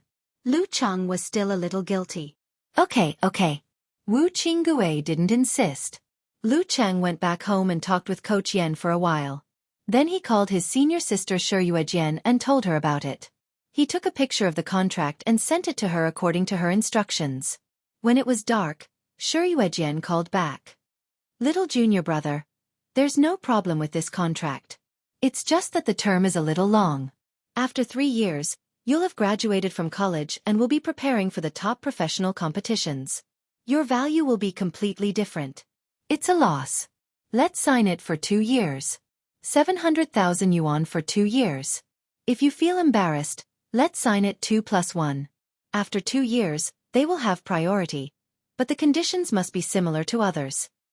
"Okay, thank you, senior sister," Lu Cheng said happily. At this time, the door opened. Qi Feng and Lu Jisheng came back, looking tired. "Cheng, what are you talking about?"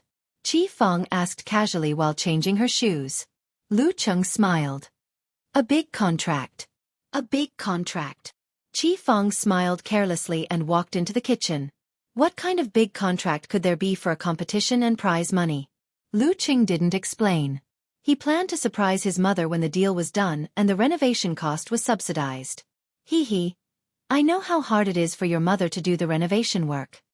Lu Jisheng sat down and leaned on the sofa. Lu Cheng glanced at the kitchen and said, "Then let's go out and eat.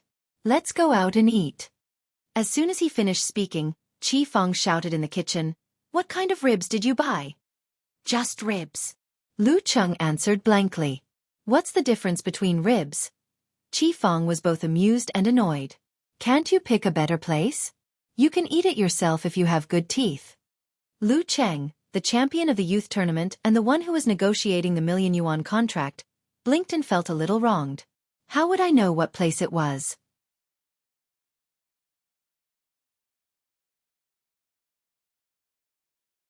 Chapter 350. Ha ha ha ha. Even though I don't understand, I still want to laugh at you. Yan Zheka replied to Lu Cheng's grievance about the pork ribs.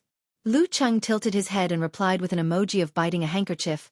I came here with such high hopes and expectations, but you... All right. Let's go to the supermarket and buy the best ones. Yan Zheka replied with a snickering emoji. Why do I feel like you're still gloating? Lu Cheng replied with an emoji of touching his chin. Hehe. Don't mind the details. Yan Zheka replied with an emoji of a flash of light in her eyes. Just like that, Lu Cheng flirted with Ku on QQ while chatting with his father, Lu Jisheng. He also helped his mother, Xiaofan, while waiting for dinner to come. When it was almost 7 o'clock, Lu Cheng picked up a piece of pork rib, dipped it in sauce, and chewed it off with his excellent teeth. What a delicious pork rib! Why did Mom dislike it? Lu Jisheng thought of something. He put down his chopsticks and took a sip of wine. Cheng, you may have to go back to your hometown to worship your ancestors in a few days. Go back to your hometown to worship your ancestors. Lu Cheng was confused. What did he mean by going back to his hometown? Weren't Grandpa's parents buried in the Zhao Yushan cemetery in the north of the city? Didn't he sweep the graves during the summer vacation? Lu Jisheng looked at his son's expression and chuckled. Go back to your hometown to worship your ancestors? Ah, you haven't been there before. It's in Qingfu. Lening City, Qingfu County. Lu Cheng suddenly understood. Oh, Grandpa's hometown. He didn't think of it as his hometown at all. He was born in Xiaofan and grew up in Xiaofan. He spent his first 18 years in Xiaofan. Xiaofan was his real and spiritual hometown. The Lu family was not native to Xiaofan. Lu Debong was born in Qingfu County, Luning City, next door. When he was 20 years old, he came to the factory in Xiaoshan City to recruit workers. From then on, he settled down and started a family. Later, he even brought his parents here. By the time Lu Cheng was born, his great-grandparents had passed away and were buried in the local area. He rarely visited his relatives and neighbors in Qingfu. Lu Debong had gone back to Qingfu twice in the years before and after his retirement. Later, when he got older, he didn't want to travel anymore. That's right. Your grandfather has been dreaming about his childhood a few times recently. He feels like his ancestors are reminding him that it's time to pay his respects. Haha, homesickness. Besides, you're successful now. He definitely wants to pay his respects. Lu Jisheng shook his chopsticks.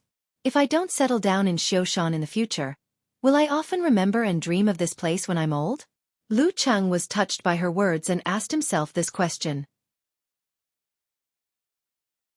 He felt that the answer was yes, unless he could cut off his entire childhood and most of his teenage years. He could forget those difficult but definitely beautiful times. But now, even if he went out to study for half a year, he would often miss home and Xiaoshan. Well, I really don't have any impression of Qingfu. I'll just take it as a 2-day trip with my grandparents. Lu Cheng shook his head and smiled. He was completely in the dark about his relatives and the situation over there. Qi Feng ate a piece of wintermelon and sneered. Your dad doesn't have any impression of it either. He only went back 4 or 5 times. The last time he went back was not long after we got married. Yeah, I only remember there was a river and a grave mountain. When I gave birth to you, I said I would take you back. But I forgot when I was busy. Lu Jisheng chuckled. I heard that they are talking about revising the genealogy. Every family has to pay a lot of money. If they don't pay, they won't let them enter the genealogy. Haha, what kind of society are we living in now? What does it matter if we don't enter the genealogy? He just wants to cheat money. Qi Feng rambled on. Well, the old people really like that. Lu Jisheng didn't care much. So many years had passed since he didn't have a genealogy. Lu Cheng listened to them like he was listening to gossip. He planned to search for food or specialties in Qingfu and bring some for his little fairy. If he couldn't, he would try it and take her for a trip. Thinking of this, he was curious about his grandfather's hometown. Lu Qing ate a mouthful of rice and wondered, is the whole family going? There are so many people. It will be troublesome to buy tickets. It should be the whole family. Just rent a few cars and the driver's food and accommodation. Lu Jisheng said slowly. It was obvious that the Lu family had discussed it several times. Okay then. Lu Chang was relieved and didn't worry about it anymore. At that time, he would just be an accompanying member of the younger generation. He just needed to eat and drink and worship the ancestors. There was no need to worry. After talking about the ancestral worship for a while, Lu Jisheng's phone vibrated several times. He picked it up and said to Qi Fong with a smile, Old Zhao asked us to have tea and play cards this weekend. Okay. Qi Fong agreed readily. She looked up at Lu Chang and said, Your Uncle Zhao has been saying that the two families should get together. Since you are on holiday, why don't you come with us this weekend? Uncle Zhao? Lu Chang was a little confused. Who is this? Why can't I remember him? Lu Jisheng took a sip of wine and said with a smile, Haven't you met him? Zhao Zijuan, your dad's childhood friend. His daughter and your brother went on a blind date. Hey, the blind date didn't work out, but we are friends again. Oh, him. Lu Cheng thought of the scene when he met Mr. and Mrs. Zhao at Director Xing's house. He didn't know what to say, so he just smiled and said, It depends. Maybe something will happen. After all, I am the coach of the Xiaofan preliminaries team. It's winter vacation. What are you busy with?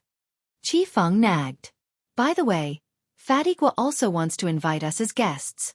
Humph, why didn't I see him so enthusiastic before? He changed his attitude after seeing you win the youth tournament.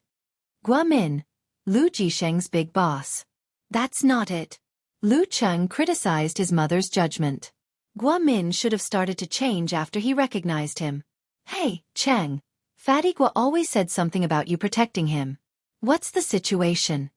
Lu Jisheng frowned and asked. Back then, there was a fugitive who fled to Xiaoshan. Because of my master, I was more familiar with the police, so I was asked to help out. I stayed overnight at the Gua family's house. Lu Cheng gave a brief explanation. As expected, Lu Jisheng and Qi Fong didn't think there was anything wrong with it. They both thought that Fatty Gua was really afraid of death and that their son's social circle was getting wider and wider. After dinner, Lu Cheng shared all these things with Yan Zheka.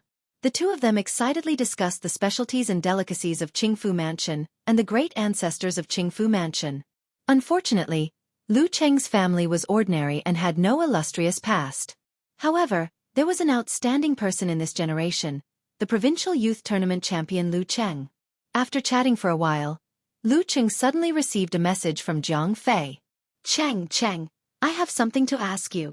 Fatty Jiang sent an I admire you the most emoji. What is it? Aren't you coming back the day after tomorrow? Lu Cheng asked. Fatty Jiang smiled embarrassedly and said, Yes. I just want to ask you what's so fun in Xiaoshan. I have a few classmates coming over to play for 2 days. Lu Cheng laughed and said in the tone of Little Ming, You are not from Xiaoshan? Why are you asking me? Hee, I know where the good food is. I like to stay at home. You and Yan Zheka often go out, so you definitely know where the fun places are. Jiang Fei said shamelessly. Lu Cheng snickered and said, I know. We often go to one place. Where? Jiang Fei asked. Lu Cheng sent an evil smile and said, The library. The place we go the most when we are dating. Fatty Jiang was speechless and said, I take you to the library for a trip? Ha! Lu Cheng was very happy to tease him and said jokingly, There are girls in your classmates, right? Otherwise why are you so serious? Fatty Jiang scratched his head and said, Yes, there are. One of them brought his girlfriend and his girlfriend brought her best friend. It's like a trip.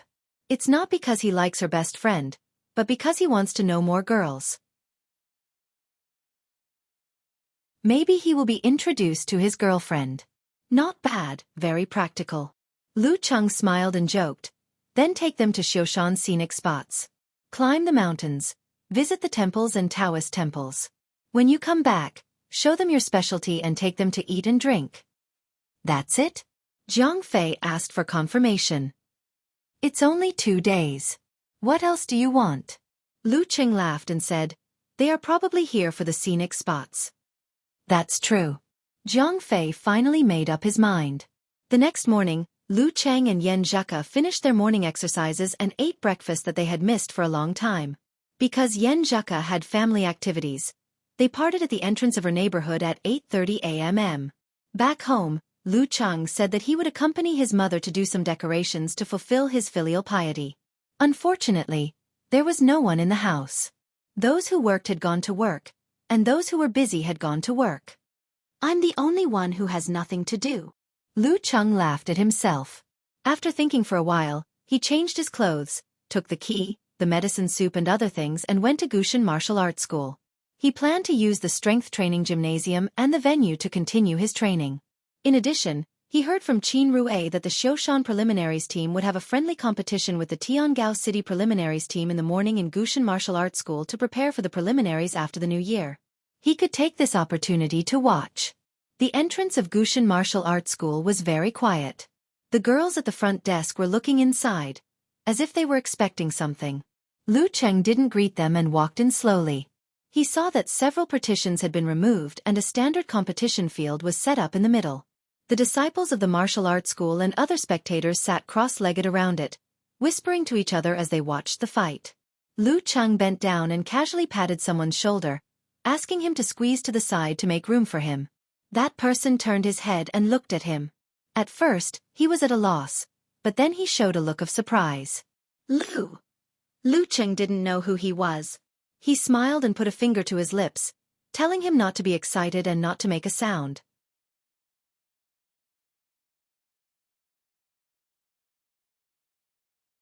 Chapter 351.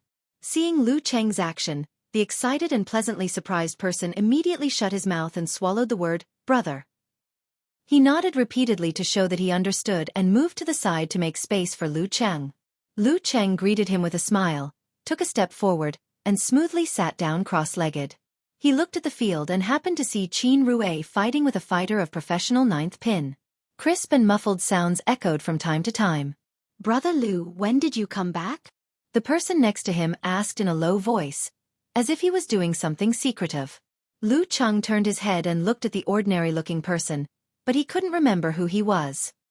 He could only smile and say, I just arrived yesterday. I wanted to borrow the strength training gym. There was a competition, so I thought I'd take a look. He lifted the bag in his hand as proof. Oh! The person next to Qin Haodong was stunned.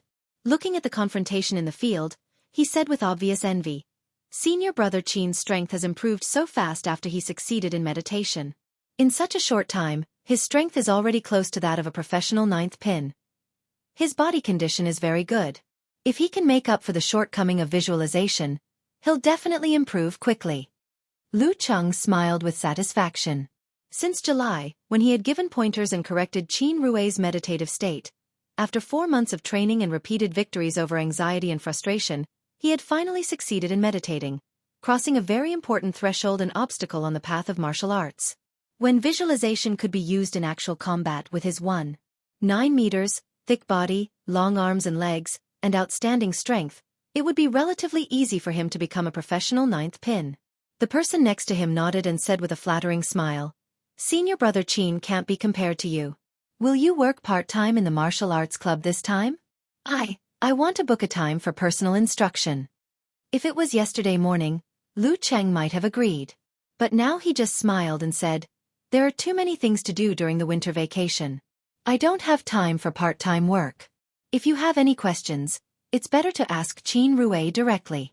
If you can't solve it, I'll come over when I'm free after training. There's no need to make it so formal. Last night, he sent his opinion on the modification of the contract to Wu Qinggue and waited for him to confirm it when he came back from his business trip. Good. The person beside him nodded happily. He also knew that it was impossible for Lu Cheng, who had entered the 6th pin, to work part-time in the martial arts club. Martial artists who were not rich could not afford to be taught by masters of this level alone. In the center of the field, Qin Rue was fully displaying his strength. He was locked in a battle with the warrior with a mustache. The referee was an old man with gray hair and deep wrinkles. He should be a senior who retired to Xiaofan. The scenery in Xiaofan was beautiful, and the air quality was good. Many local martial artists would come back from time to stay for a while when they were old. Amidst the crisp sound, Qin Rui seized an opportunity. Relying on the advantage of his figure, he barely won a move against his opponent. Great! Lu Cheng applauded and cheered, just like the other disciples and students of the martial arts club. This was what the so-called melon-eating crowd was like. Yes, Qin Rui's improvement was indeed great, worthy of applause. Qin Rui shook his fist with satisfaction and then saluted to his supporters. He walked to the other side and sat beside Monk Wenguang, accepting his comments and guidance in a low voice. The next round was between Jiang Shuiyan from Tiangao City and Zhou Zhengyao from Xiaoshan. Both of them were close to the level of professional ninth pin. Once again, they were evenly matched. At the climax of the battle, Jiang Shuiyan suddenly broke out and made a series of fierce and smooth attacks. She forced Zhou Zhengyao to the edge and won the match. Great! Lu Cheng applauded again. She was able to perfectly combine fierce and smooth attacks with the control of her body refining state.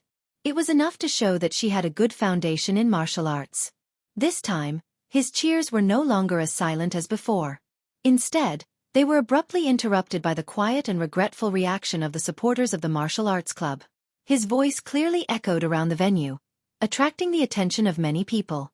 Jiang Shuiyan was the first to look over. She was surprised that the audience of Xiaoshan City would applaud for her. The audience here was not the usual kind. They were either disciples and students of the martial arts club or friends and relatives of the contestants. They were the kind of people who would definitely side with their friends and relatives. It was very difficult for them to cheer for the opponent. When their eyes met, she saw a young man who was not very good-looking but clean and pleasing to the eye. She nodded to him happily, thanking him for his honesty and frankness. Lu Cheng smiled and applauded in response. Not bad. The atmosphere in Xiaoshan City is very good. That young man is very straightforward and honest. I like. The martial artists of Tiangao City's preliminaries looked over and whispered to each other happily and excitedly. The disciples and students of the martial arts club were quite surprised. They looked over and saw a familiar figure. All the words in their mouths were swallowed back. Lu Cheng? He's back? Chairman Wei Renjie and Qin Rui were surprised at first, then delighted. However, their reactions were drowned out by the sound of the referee announcing the start of the next round. Qin Rui stood up in the midst of the fierce fight. He walked to Lu Cheng's side from behind and squeezed in. He smiled and said, "You didn't say you were coming yesterday. My mom abandoned me. I had to come and join in the fun and borrow the strength training gym." Lu Cheng answered casually. He chuckled and said, "A scholar who has been away for 3 days must be looked at with new eyes. I was a little surprised just now." Hee, thanks for your guidance. Master Wenguang is also very helpful, Qin Rui said modestly, unable to hide his self-satisfaction. Lu Cheng put his hands on his knees and watched the match seriously. He said, "When it comes to martial arts, it's ultimately up to you. If a cow doesn't drink water, it's useless to force it. Not bad. You can fight for the professional 9th pin certificate in April. Oh right, how many exchanges are you going to fight?" He just asked casually. Chairman means to fight about 10 rounds and try to fight with the teams from the surrounding cities so that everyone can gain more practical experience. Next up is Fenhu City's preliminaries team and Lenning City's bat team. This team is very strong. They have a Dan stage fighter and made it to the second stage of the preliminaries last year. Unfortunately, compared to the teams from the provinces with strong martial arts, they're much weaker and didn't make it to the next stage. Qin Rui said excitedly. Okay. Lu Cheng didn't pay much attention and just took it as a casual chat. The exchange was different from the official competition. This time, there were a total of 8 rounds. The main force and substitutes of both sides were given the opportunity to fight in pairs. No matter who won or lost, they would leave the arena. At 10:30, the exchange ended. Xiaoshan City got a good score of 5-3. Wei Renjie was very happy. He talked for a long time with the coach of Tiangao City and invited them to lunch. When the team of Tiangao City entered the locker room to take a shower and rest, he and Monk Wenguang turned to Lu Cheng and said warmly, "Lu, do you want to have lunch together?" "Chairman, there's no need. There are too many people and I don't know them well. It's boring. Lu Chang expressed his thoughts frankly. Okay, I'll treat you to a good meal later. Wei Renjie was not angered by his rejection. Instead, he chuckled and said, Initially, I wanted to advise you to participate in a few preliminaries to ensure everyone's safety, but you've improved too quickly. I'm too embarrassed to ask you again. A rank 6 martial artist participating in the preliminaries. Isn't that bullying? Amit Ba. Benefactor Wei is right. A 6th pin fighter can be the main force in the North-South regional competition. He can even be a substitute in the advancement competition. Monk Wenguang looked at Lu Cheng with a warm smile and sized him up from head to toe. The preliminaries were the 4th level of professional competition, the lowest level. The 3rd level was called the North-South Regional Preparatory Competition. In this level, the clubs or teams of the upper-middle level usually had a high-ranked inhuman dance stage fighter as the main force and a 6th pin or 7th pin fighter as the main force. In the 2nd level of the advancement competition, the forces of the upper-middle level had no or only one physical invulnerability expert. They had an inhuman as the main force and a 6th pin or 7th pin fighter as the substitute. In other words, even if Lu Cheng graduated now, he wouldn't have to worry about not having a place to stay. Lu Cheng was a little scared by Monk Wenguang's weird look. He laughed dryly and said, I'd better focus on the university martial arts competition first. After a few words of greeting, he said goodbye and went upstairs to the strength training gymnasium. Qin Rui followed him and asked with concern, What are you going to do for lunch? Do you want me to pack something for you? No, I'll just have a meal nearby. I still have to continue my training later. Lu Cheng shook his hand. You still have training in the afternoon? Qin Rui asked in surprise. It's fine anyway. Lu Cheng sighed and laughed in a low voice. Peng Liyun is not that easy to catch up with. Qin Rui listened in a daze. Watching Lu Cheng's back disappear at the entrance of the stairs, he suddenly felt that his previous complacency was not worth mentioning. Cheng is already sprinting to the top of his age group in the country. He's really not in the same world as us. In the locker room, Jiang Shuiyan came out of the shower. While drying her hair with a dry towel, she was typing on her phone. Sister Shuiyan, you fought really well today. Huang Bing, the substitute player, gave her a thumbs up. Yeah, the audience in Xiaofan was shocked. They even applauded you. Tan Digao, the main force player, echoed. The audience laughed and cheered, making Jiang Shuiyan both happy and embarrassed. She said modestly, That guy probably applauded because he thought I was pretty good looking. At this point, her heart skipped a beat. She frowned slightly and said hesitantly, Why do I feel that guy is a little familiar? Familiar? Tan Digao and Huang Bing were lost in their memories. The more they thought about it, the more they felt that they had seen that guy applauding somewhere before. After a dozen seconds, Huang Bing suddenly opened his eyes wide. He matched that guy with a figure in his memory and blurted out, Lu Cheng. For martial arts fans and TV viewers, once the craze passed, they would soon forget the champion of the provincial youth tournament. Without continuous promotion, they would at most have an impression of him. But in the martial arts circle of the province, he was definitely a figure that could not be ignored. Lu Cheng? Hearing Huang Bing's words, the figure in Jiang Shuiyan's mind suddenly became clear. She said in surprise and joy, It's him. Yes, it's him. It's really him. He actually watched such a low-level competition. Lu Cheng, Tan Digao and the others looked at each other to confirm. They couldn't help but be silent for a while. After a long time, Tan Digao said with emotion, Xian, even Lu Cheng applauded for you. You don't have to be so modest. Jiang Shuiyan raised her head slightly and couldn't help but smile.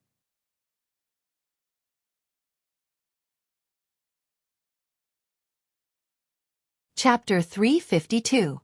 When the Tiangao City team came out of the locker room and met up with the Xiaofan preliminaries team, Jiang Shuiyan and Huang Bing couldn't help but try to identify that familiar figure. Unfortunately, they couldn't do so and only felt regret. After recognizing Lu Cheng, they remembered some forgotten details.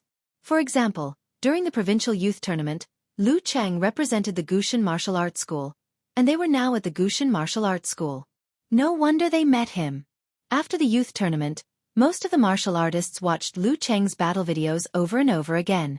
Except for a few who had turned into fans, no one would watch videos related to the tournament over and over again. Primates tend to forget things that aren't that important at an alarming rate. Of course, if Xiaofan had directly displayed the words, Gushan Martial Arts School, when they had first confirmed the schedule of the friendly competition, it would not have been difficult for Jiang Shuiyan and the others to notice and make the connection. However, they had only been led here after arriving in the city. Some of the contestants had not even seen the signboard of the martial arts school clearly. As for the martial artists who had recognized the words, most of their attention was focused on the upcoming competition. The content of the signboard was almost gone. They only casually said, "Oh, Gushan Martial Arts School." Jiang Shuiyan was a little disappointed that Lu Cheng didn't appear. But when she glanced over, she found Monk Wenguang holding a mobile phone and using his index finger to poke and draw something. He seemed to be having a hard time. For some reason, she felt that the scene of a monk holding a modern technology was very strange. So she turned her head and smiled. "Master, do you need help? I'm the best at teaching the elderly to use mobile phones." The moment Jiang Shuiyan turned her head, Monk Wenguang pressed his finger and locked the screen. Then he smiled and said, "Donor Jiang, thank you. I'm just writing an email. I don't need any help." Wow, he knows how to write an email with a mobile phone. Jiang Shuiyan smiled secretly and praised him from the bottom of her heart. "Master, you really keep up with the times. Amit ba. If I don't go to hell, who will?" Monk Wenguang put his palms together and replied with a smile. "Swordsman. Swordsman. Swordsman." In the inner disciples' strength training room, a deep ancient sound kept reverberating, as if a mysterious feeling had connected the heaven and earth. With an empty thermos behind him, Lu Cheng stood still and hugged a mercury lead ball with both hands. He let it fall gently and roll slowly with a rhythm. Using external pressure and subtle feeling, he worked with the tempering and nourishing of his body and spirit. This was the swordsman formula that the Queen of Thought, Fei Dan, had created. Not only did Lu Cheng use it here, but he also used it when he visualized the frozen river diagram, the frozen ground diagram, the prairie fire diagram, and the Zhurong diagram during his dance stage cultivation in the ice sect and the fire sect. While he was tempering again and again, a wonderful change happened in the half-closed power room. On one side, the temperature was rising, and there was a hidden scorching heat. On the other side, a cool breeze was blowing, and the surface of the metal apparatus was getting colder and colder to the touch. The two intertwined and formed a vortex, rotating slowly and strangely maintaining a balance. Lu Cheng didn't know how long it had been, but he finished his internal training. When he put down the giant lead ball and exhaled a mouthful of turbid air, the cold and heat in the power room were immediately out of balance and collided with each other, creating a strong wind and even a thin mist that disappeared in a flash. Lu Cheng bent down and picked up a towel to wipe the sweat on his face. He looked a little tired, but his body was unusually refreshed. He picked up his things and walked out of the room, planning to find a place to practice his punches and kicks. Brother Lu Cheng. When he walked to the stairs, he saw his cousin Qi Yunfei's boyfriend, Ding Yanba, standing straight beside her with his hands hanging down. "Didn't you rest at noon?" Lu Cheng asked with a smile. Ding Yanba said with excitement and joy, "We only practice in the morning." "So he waited here. I heard from Fei Fei that you got the certificate of amateur 9th pin?" Lu Cheng put one hand in his pocket and asked casually. Qi Yunfei was like a husky that broke free from the chain after she started studying at Xiaoshan No. 1 middle school. She came home only once a month and was either playing with her roommates or going on dates with her boyfriend. Fortunately, the midterm exam gave her a head-on blow. After that, she calmed down and began to study seriously. Yes, it hasn't been long," Ding Yanbo replied cautiously, but his eyebrows and the corners of his eyes revealed the joy and pride in his heart. "Not bad. You've only been practicing martial arts for half a year, and your body hasn't fully developed yet. You can get the certificate of amateur 9th pin. That's pretty good. There's hope for you to make a living." Lu Cheng was not stingy with his praise. "I heard from Fei Fei that you only took a month?" Ding Yanba asked curiously while beaming with joy. "Sort of." Lu Cheng had long passed the stage of showing off to kids. He said affirmatively, "Practice hard. As long as you work hard, you'll have a chance." He was hinting that if Ding Yanba could improve to the level of amateur first pin and his general physical fitness, He wouldn't hide the internal training method he got. Ding Yanba had heard Qin Rui mention similar things several times before. After hearing the tune, he knew what Qin Rui meant. He immediately answered excitedly, "Yes, brother Lu Cheng." Lu Qing nodded slightly and didn't say more. He found another place and replied to Yen Zheka's message first. Then he started to practice his punches and kicks, making cracking sounds and creating wind. He focused on the 13th move of the ice sect, Snow Cover, and the 19th move, Cold Swallow. They were ingenious and required a lot of effort. There were too many changes to explore. It was not easy to just throw them aside after mastering them. At 3 o'clock in the afternoon, Lu Cheng felt his energy was running out. He finished his practice, took a shower, and changed into clean and fresh clothes. After practicing like this, I feel so fulfilled. He sent a message to Yen Zheka with a snickering emoji. Yen Zheka was still in the middle of a family activity. After a few minutes she said with bright eyes, "Our Cheng is so hard-working. I'm ashamed." Hee, it's very motivating to have a goal in front of you. Lu Cheng replied with an emoji of showing off his arm muscles. To be honest, the guardian willpower will give me continuous motivation. But if there's no urgent matter or situation, I won't be able to sprint. Step by step, it won't give me a sense of drive. Of course, it was steadier and longer lasting. Then should I give you some sense of crisis? Yen Zheka sent an emoji covering mouth and laughing. Actually, I feel bad for you since you're so tired. Keep it up and defeat the Demon King Pang Layun. Okay. Lu Qing didn't say anything heroic. Instead, he smiled and said, "I'll have more time to rest if you stay with me more." After leaving the Gushan Martial Arts School, he went to visit his grandparents on the way. After that, he leisurely returned home.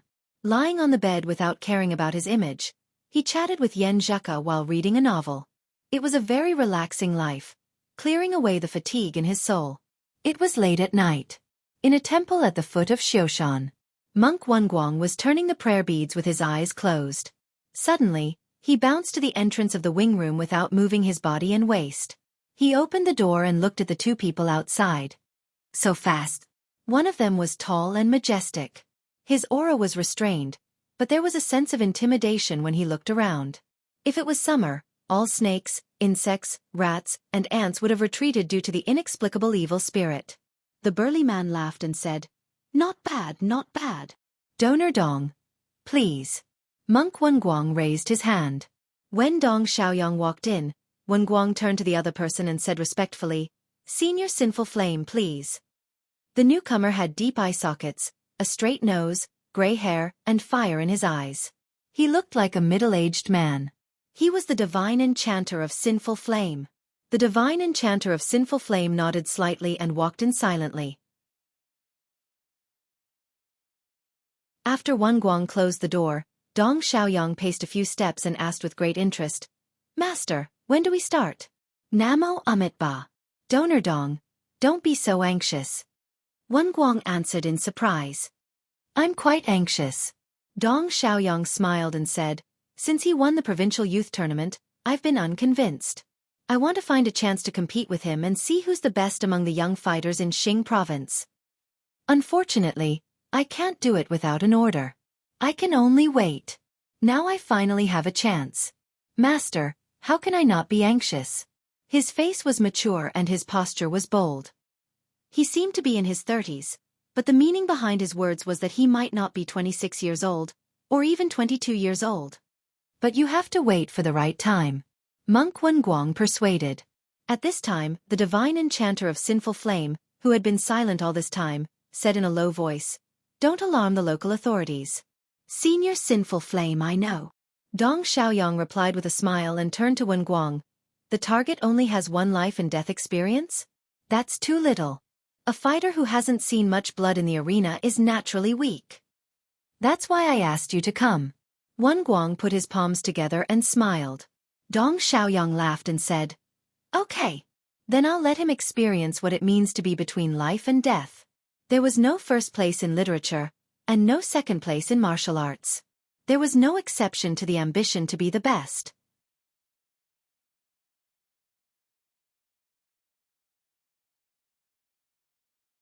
Chapter 353. Humph! How dare you eat grilled eggplant behind my back? At 9 p.m., Lu Cheng took out his phone at the entrance of Old Lu Barbecue and saw the message from Yen Zheka a few minutes ago. Lu Cheng smiled unconsciously. It's Qin Rui's treat. He said he wanted to thank me for guiding him into meditation. After yesterday's exchange, Qin Rui had become famous in the circle. I don't care. Unless you pack 2 eggplants for me. That's the only way to prove that you're not monopolizing the food. Yen Zheka said with an emoji with red eyes and drooling heart. Lu Cheng chuckled and typed quickly on the keyboard. I was just about to ask you if you want a takeout delivery guy, snickering. Since you want it so sincerely, I'll generously pack it for you. I'm looking forward to it. Yen Zheka sent an emoji with a bowl in front of me, waiting to be fed. Seeing that her reply speed had increased, Lu Cheng asked, Have you finished shopping and eating with Empress Dowager? Yes. Everyone says girls are good at shopping and don't feel tired. Why am I not like that? Am I not a girl? I miss you so much, Cheng. I want you to massage my legs and feet. I want you to give me a tremor force massage. I can't say that I can do it easily with the swordsman formula.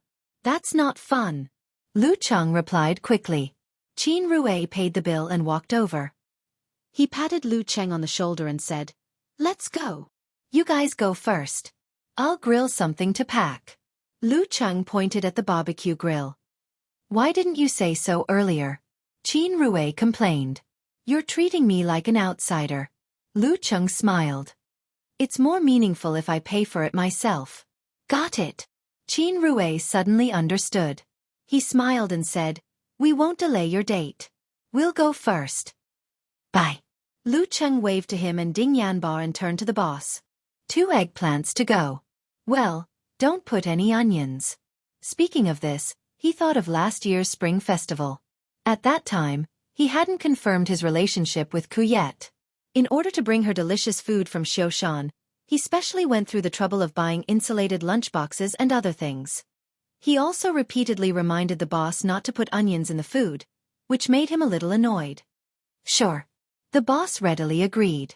There was no change in his expression. Obviously, he didn't remember that part of the past.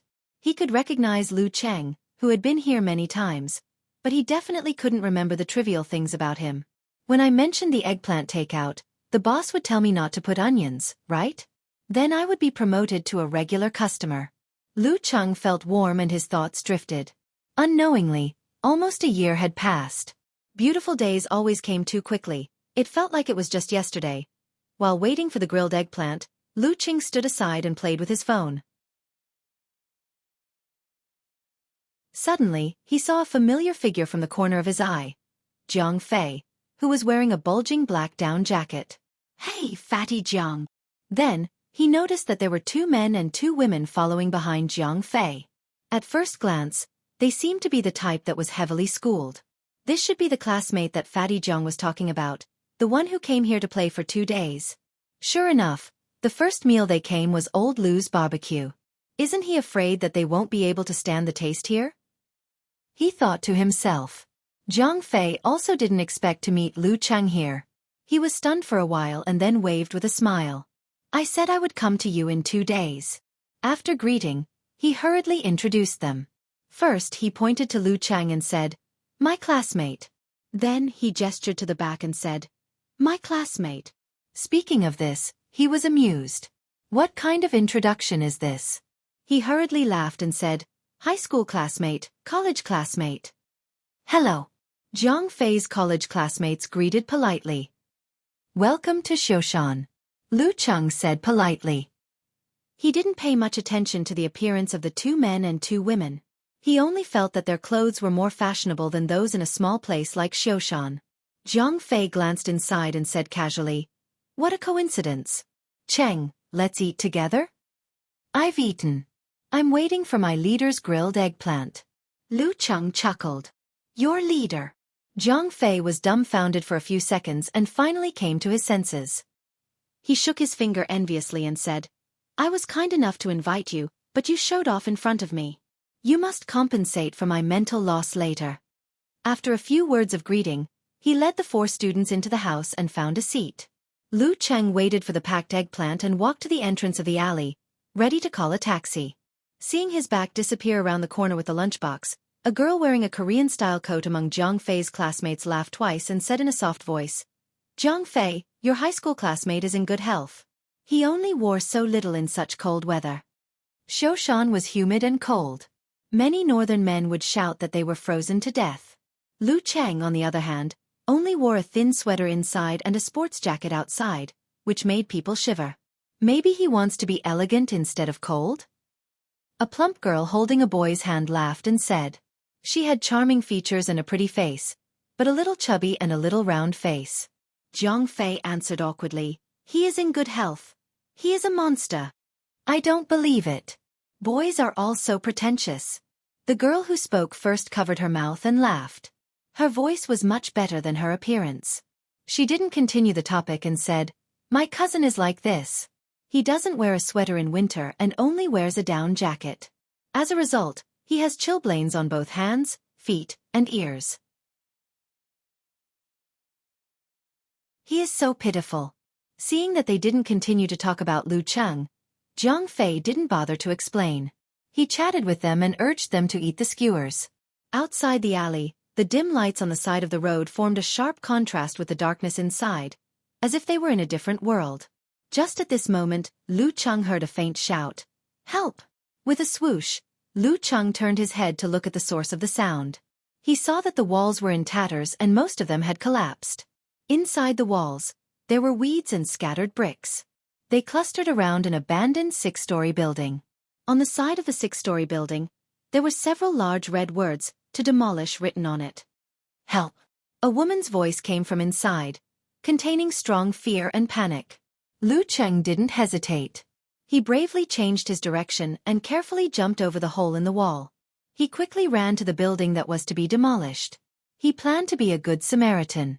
For him, the criminals that he met every day were nothing. "Help!" The woman's voice sounded like she was crying.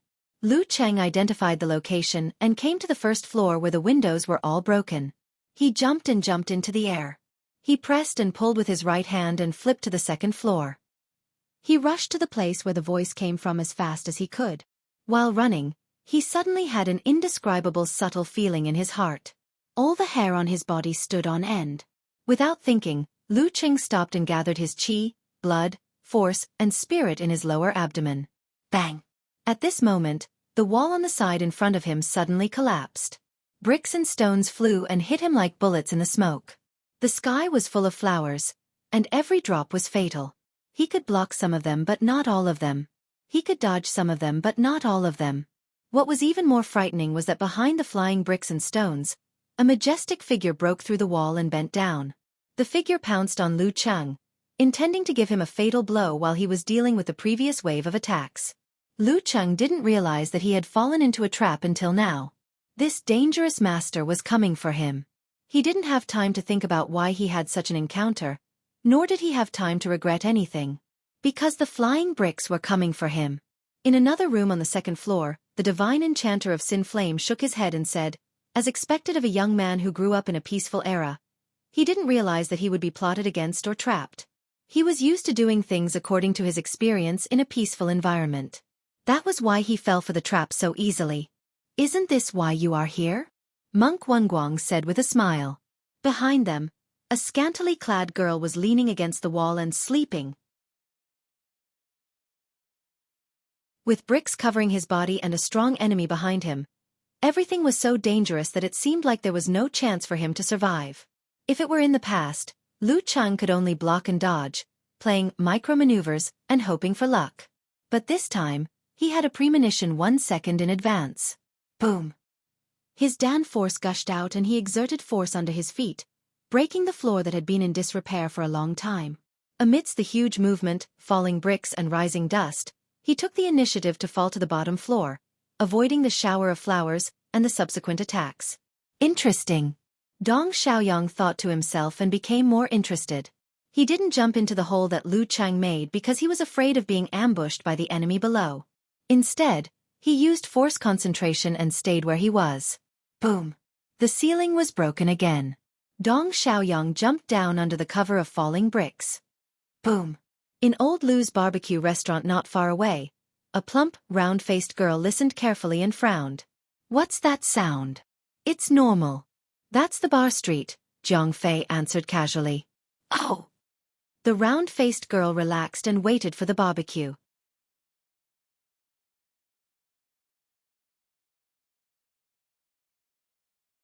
Chapter 354. Bang, bang, bang. The falling bricks smashed into the ground, stirring up more smoke.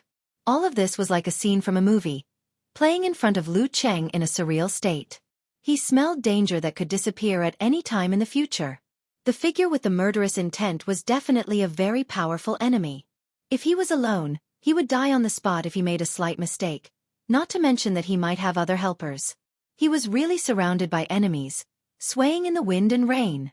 Lu Cheng's pores were tightly closed, and his goosebumps were still visible. He was indescribably scared and nervous, but these were combined into a strong desire to survive. No, I don't want to die here. The sad tears of his parents, the love hidden in their nagging and silence, the life that finally saw the light after the hardships, Yan Zhika's heartbroken expression, the ecstasy and excitement when he confessed his love, and the sweet and beautiful daily life that was not full of ups and downs flashed in his mind. No, I don't want to let the pain come true, and I don't want to let the happiness come true. Lu Cheng shouted in his heart. His willpower was strong, and his eyes were shining. All his emotions were burning fiercely, supporting his body. Bang! The lunchbox with the roasted eggplant flew out of the glassless window in an arc boom. The ceiling was broken again, and the stones and bricks fell down. Lu Cheng landed on the ground and made a gesture with his hands. He visualized the sharp ancient characters in his mind. Facing the figure in the air, he shouted with a strong fighting spirit, "Army!" The atmosphere in the surroundings immediately became desperate. It was as if there was smoke everywhere, and thousands of soldiers and horses were surrounding them from all directions. Lu Cheng felt that this was the most powerful he had ever used the army formula since he mastered it. His state of mind and emotions were very compatible with the secret method, so he broke through the past. Army. Dong Xiaoyang heard the murderous voice. He felt like a gun was pointed at his head and the trigger was pulled. He shuddered violently, and his body was obviously shaking. Lu Cheng took 2 steps forward and gathered his qi and blood. Before Dong Xiaoyang fell to the ground, he fiercely hit him with the Thunder Roar Zen. There was no hesitation, no mercy, no determination, no hesitation, no mercy, firm, decisive, and cold-blooded. If I sympathize with him, who will sympathize with me? There was no mercy between life and death. At this moment, Dong Xiaoyang's eyes suddenly became clear and cold. This was the rock heart that had been through many battles and dangers. It had a strong resistance to the army formula. What a joke! Where were you when I led my team into the enemy's territory, into the dragon's pool, and beheaded the enemy's general at the brink of death? What a joke! Where were you when I met the fierce killer on a narrow path and killed him by a hair's breadth? How could a martial artist who had only seen blood once display the true essence of that secret technique? What I've experienced is something you can't even imagine. Using such a secret technique on me is like showing off your slight skill in front of an expert. Dong Xiaoyang suddenly curled up his body in midair, condensing his qi, blood, spirit, and strength into a single point. Pa! He turned his body halfway and swung his swollen right arm at Lu Cheng, using the momentum of his fall and the power of the dance stage to punch his greenish-black fist with bulging veins. Just as the 2 fists were about to collide, Dong Xiaoyang completed a strange visualization, causing the surging force to strangely shrink at the fist area. The contraction followed by the explosion surged out like crazy waves. Bam! A muffled sound echoed in the room of dozens of square meters. Lu Cheng's fist was slightly painful and his arm was trembling. He was forced to step back by the strange double explosion. 1 step, 2 steps, he couldn't control himself and hit the wall with a bang. This was a 6-story residential building that was to be demolished. It was made up of many apartments and the layout was not spacious enough. There were walls everywhere. Fighting here was like fighting in someone else's living room or bedroom. Even the slightest stretch would lead to obstacles. Boom! Lu Cheng's back tightened and broke through the load-bearing wall, falling into another room. He knew he was at a disadvantage and the situation was extremely critical. However, the ice mirror had been formed. He controlled his center of gravity calmly and waved his right hand quickly, shooting out a violent red fireball in an attempt to stop Dong Xiaoyang's approach. Following that, he hooked his left hand and the glittering white cold light moved close to the ground, leaping toward the enemy. The top, middle, and bottom paths were all sealed off. Bam! The lunchbox with the roasted eggplant outside the window had just fallen to the ground. Dong Xiaoyang was slightly affected by the thunder roar Zen and slightly swayed in the air. However, as soon as his feet touched the ground, he strode forward to catch up with Lu Cheng, not giving him a chance to stabilize the situation. After one step, he saw the red light reflected in his eyes and saw the fireball flying toward him. Dong Xiaoyang bounced his back and swayed his center of gravity. His footwork was disorderly and smoothly turned into an arc, bypassing the attack of ice and fire from the side. Boom! The flame exploded and the cold light leaped. He broke through the wall and broke into the room that Lu Cheng fell into. He was really imposing. Bam! Bam! Bam! The load-bearing wall behind him collapsed completely, turning into a pile of messy stones. At this time, Lu Cheng had already stabilized his stance. Instead of retreating, he took a step forward and rushed to the enemy's side. Between life and death, the brave one wins. His eyes flashed and his mind was filled with white snow. He flicked his wrists and elbows, aiming at 7 places on Dong Xiaoyang's body. At the same time, the cold light spread out from his shaking fists, creating a fog of ice crystals that blocked Dong Xiaoyang's vision. The ice crystals kept vibrating, converging into a buzzing sound that interfered with the enemy's hearing.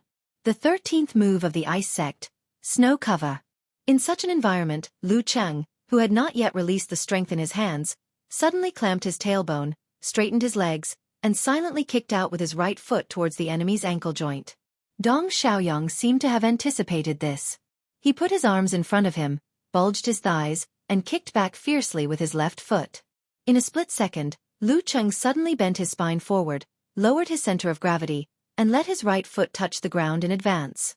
After touching the ground, he forcibly dragged his body to the side of the enemy, creating a perfect opportunity the moment Dong Xiaoyang kicked out his left foot. This was the application of the 19th move of the ice sect, Cold Swallow. Lu Cheng incorporated the technique of this move into Snow Cover to form a combo attack, which was equivalent to a combination of the 2 moves. After losing to Peng Liyun, his hard work and attempts were not in vain. This was the result of his hard work. He had reached a higher level and followed his heart without breaking the rules. In his mind, he visualized a frozen river and shaking thunderclouds. Lu Cheng was neither happy nor anxious. He raised his right arm high, clenched his fist, and punched down. Simplified physical invulnerability move. Severe warning. The distance was too close. Dong Xiaoyang's left foot missed, and he was suddenly in a precarious situation. He had lost his previous advantage and was in an extremely dangerous situation. Facing this situation, he did not despair nor panic. He immediately gathered all his strength and let the danqi erupt above his spine. Bam! His spine bent like a hard bow, dragging his body to the back. With a bang, he knocked down another load-bearing wall. Lu Cheng did not feel depressed when he missed the severe warning. Full of fighting spirit and unusual calmness, he swayed his center of gravity and pounced on the enemy who had not yet fallen to the ground. He spurted out his danqi and shortened most of the distance between them. He was about to catch up. Monk Wenguang carried the sleeping girl and moved to another position with the divine enchanter of Sin Flame. He sighed in a low voice. He really has a talent for fighting. Senior, please cover your voice. Don't attract the attention of others. Okay. The divine enchanter of Sin Flame nodded slightly. After knocking down the wall, Dong Xiaoyang regained his balance in midair with the help of the force. Looking at Lu Cheng who was closing in on him in a flash, he suddenly hid his eyes and let his eyes be filled with a terrifying white. He visualized the corresponding picture, shook his chest and abdomen, opened his throat, and exhaled loudly. Bam! The surroundings suddenly became quiet. Lu Cheng felt like he was in an empty room in the middle of the night. He heard a knock at the door, and outside the window, there were graves and the cold wind whistling. In an instant, he was frightened and nervous. His body could not help but tremble. But his willpower was at its strongest. He quickly calmed down and made a gesture to use the 9 words formula. Forward. His voice turned into a sharp arrow, exploding in front of the enemy with his negative feelings. Dong Xiaoyang's eyes were cold. He did not waver and seized the opportunity to close in on Lu Cheng.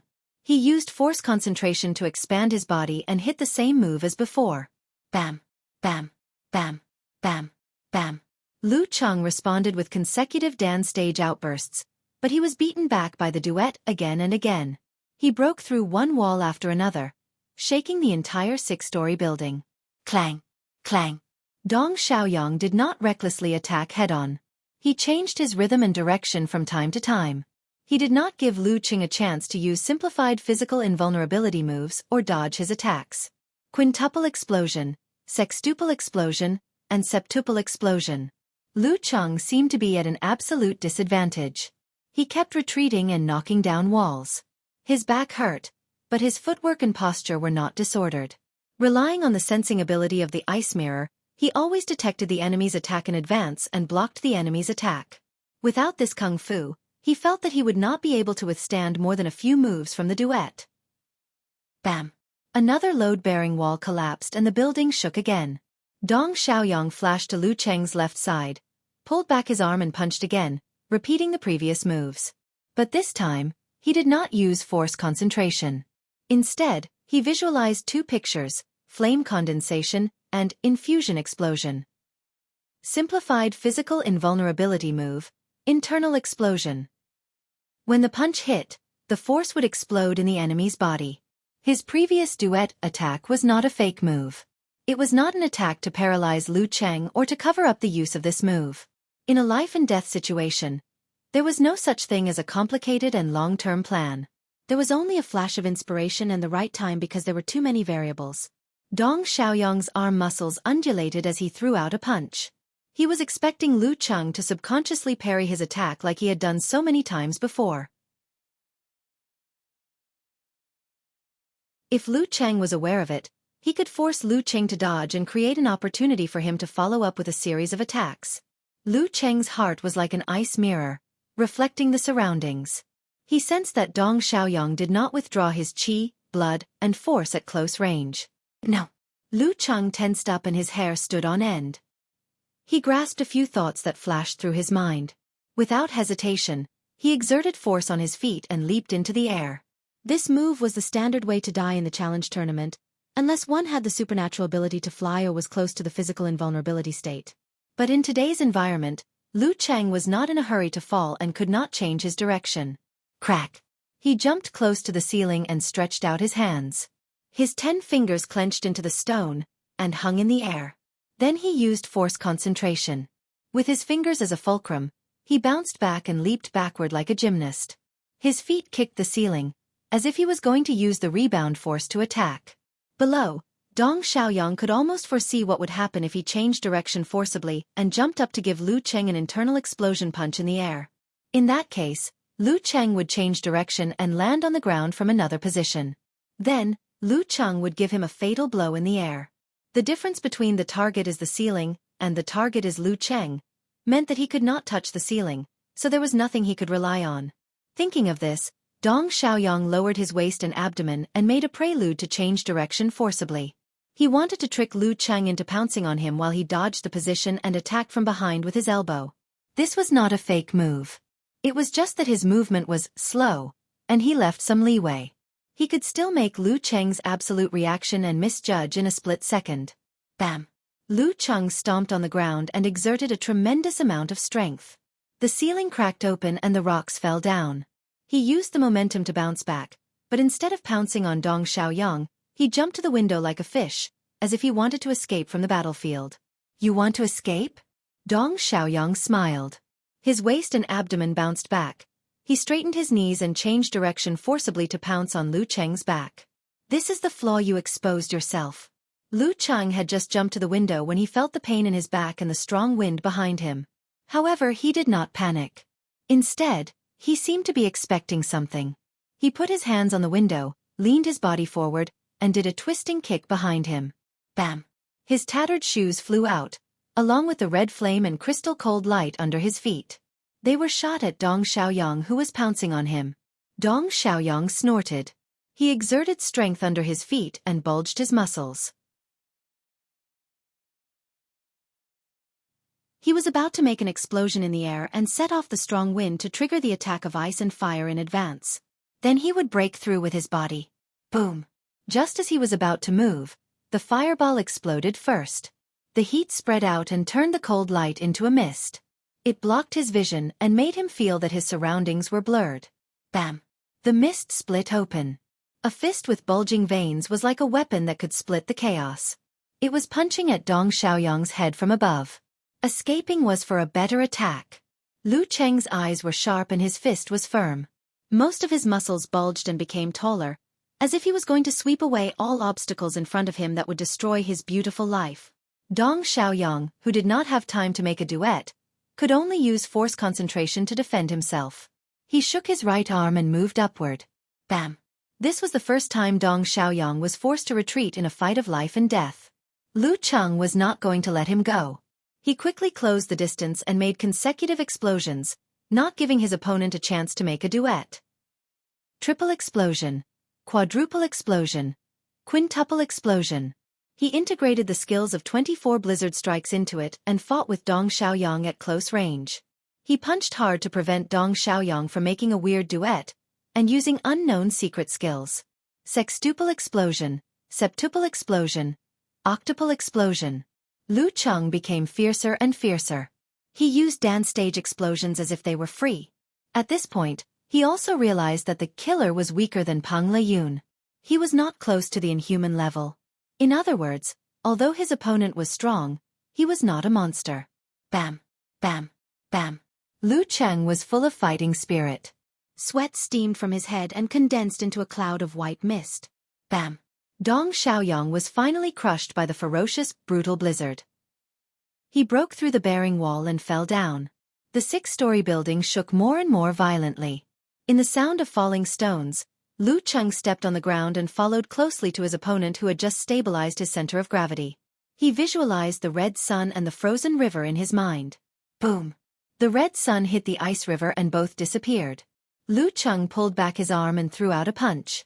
The mutated version of severe warning.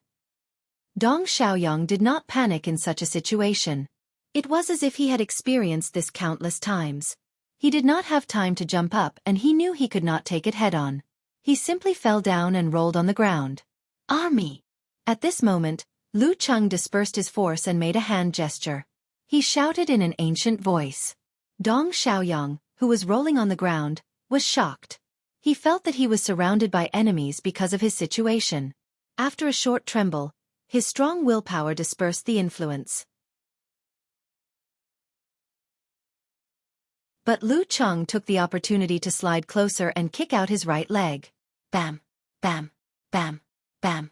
Dong Xiaoyang tried his best to block a few moves, but he was kicked out of his stance and flew into the air, crashing into the wall. Bam! The impact caused the building to sway. He spat out a mouthful of blood. Lu Cheng looked calm. He slid forward and was about to break Dong Xiaoyang's neck. At this moment, the shaking building finally reached its limit. Countless stones fell from above, making a dull and terrifying sound. Lu Cheng paused for a moment.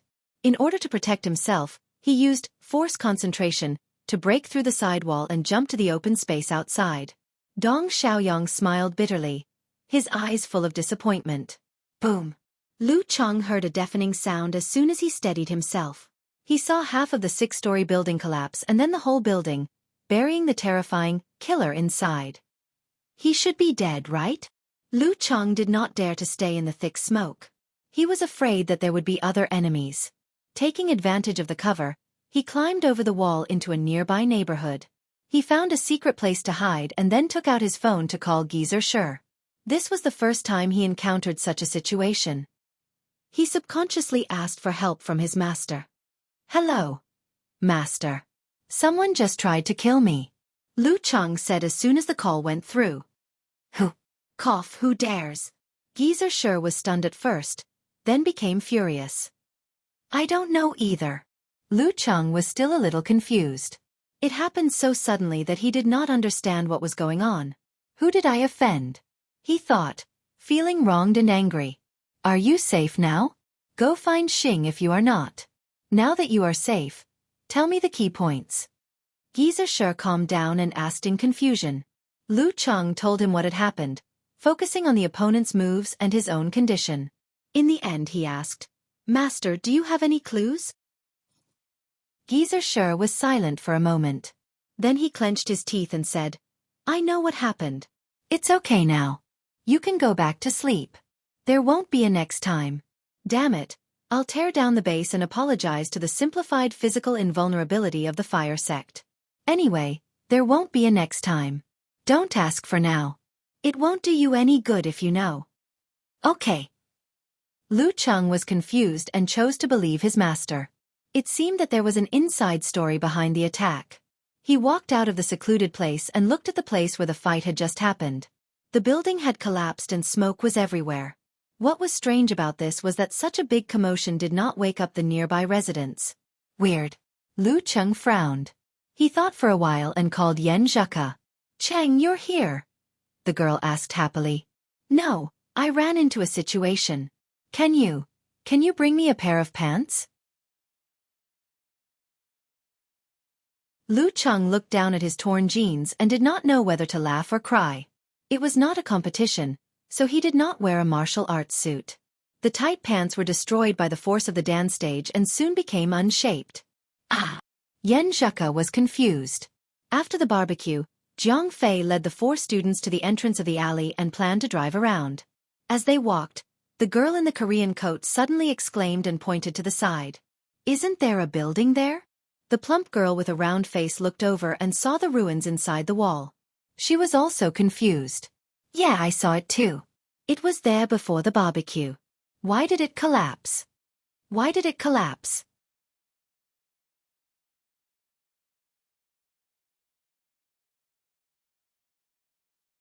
Chapter 355. Bang, bang, bang. The falling bricks smashed into the ground, stirring up more smoke. All of this was like a scene from a movie, playing in front of Lu Cheng in an unreal state. He smelled danger that could disappear at any time in the future. The figure with the murderous intent was definitely a very powerful enemy. If he was alone, he would die on the spot if he made a slight mistake, not to mention that he might have other helpers. He was really surrounded by enemies, swaying in the wind and rain. Lu Cheng's pores were tightly closed, and his goosebumps were still visible. He was indescribably scared and nervous, but these were combined into a strong desire to survive. No, I don't want to die here.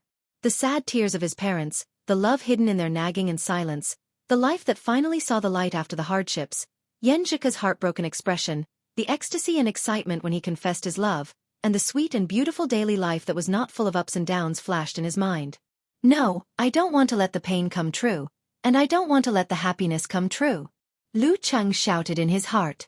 His willpower was strong, and his eyes were shining. All his emotions were burning fiercely, supporting his body. Bang! The lunchbox with the roasted eggplant flew out of the glassless window in an arc boom. The ceiling was broken again, and the stones and bricks fell down. Lu Cheng landed on the ground and made a gesture with his hands. He visualized the sharp ancient characters in his mind. Facing the figure in the air, he shouted with a strong fighting spirit, "Army!" The atmosphere in the surroundings immediately became desperate. It was as if there was smoke everywhere, and thousands of soldiers and horses were surrounding them from all directions. Lu Cheng felt that this was the most powerful he had ever used the army formula since he mastered it.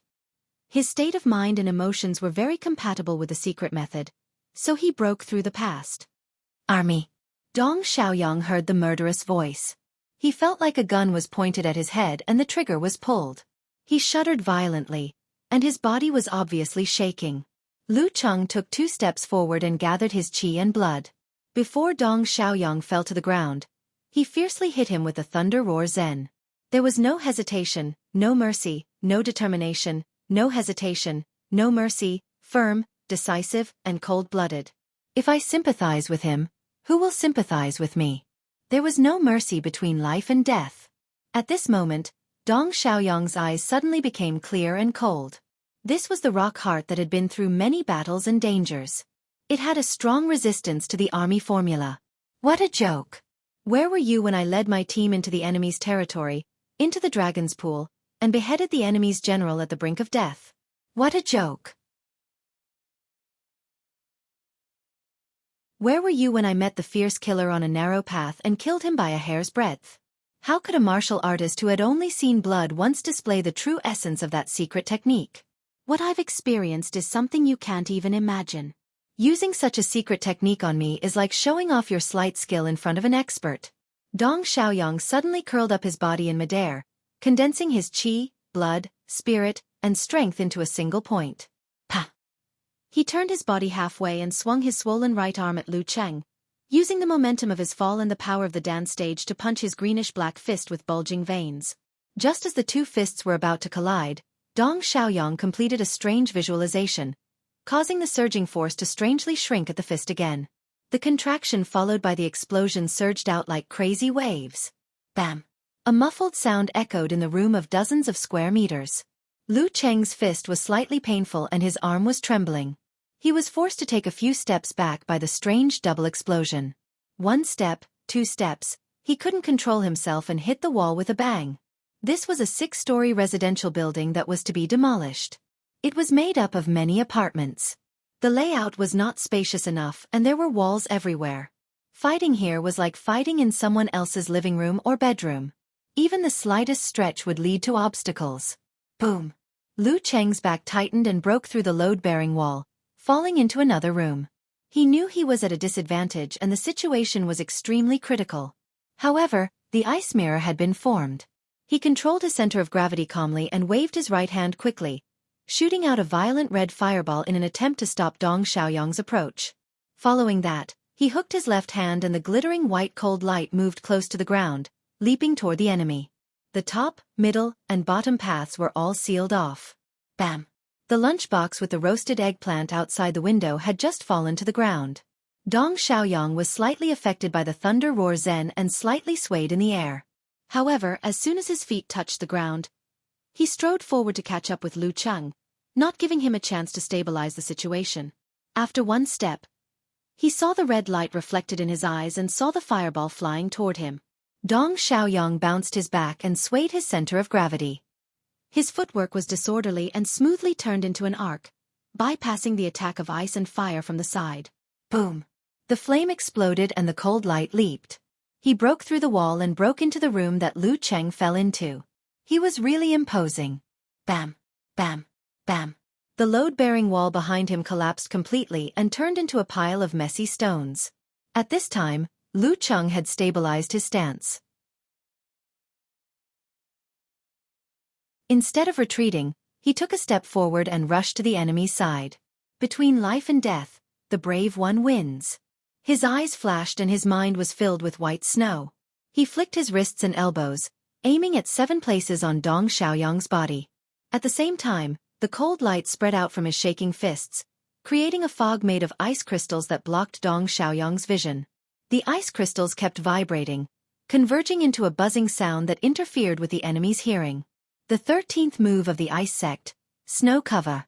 In such an environment, Lu Cheng, who had not yet released the strength in his hands, suddenly clamped his tailbone, straightened his legs, and silently kicked out with his right foot towards the enemy's ankle joint.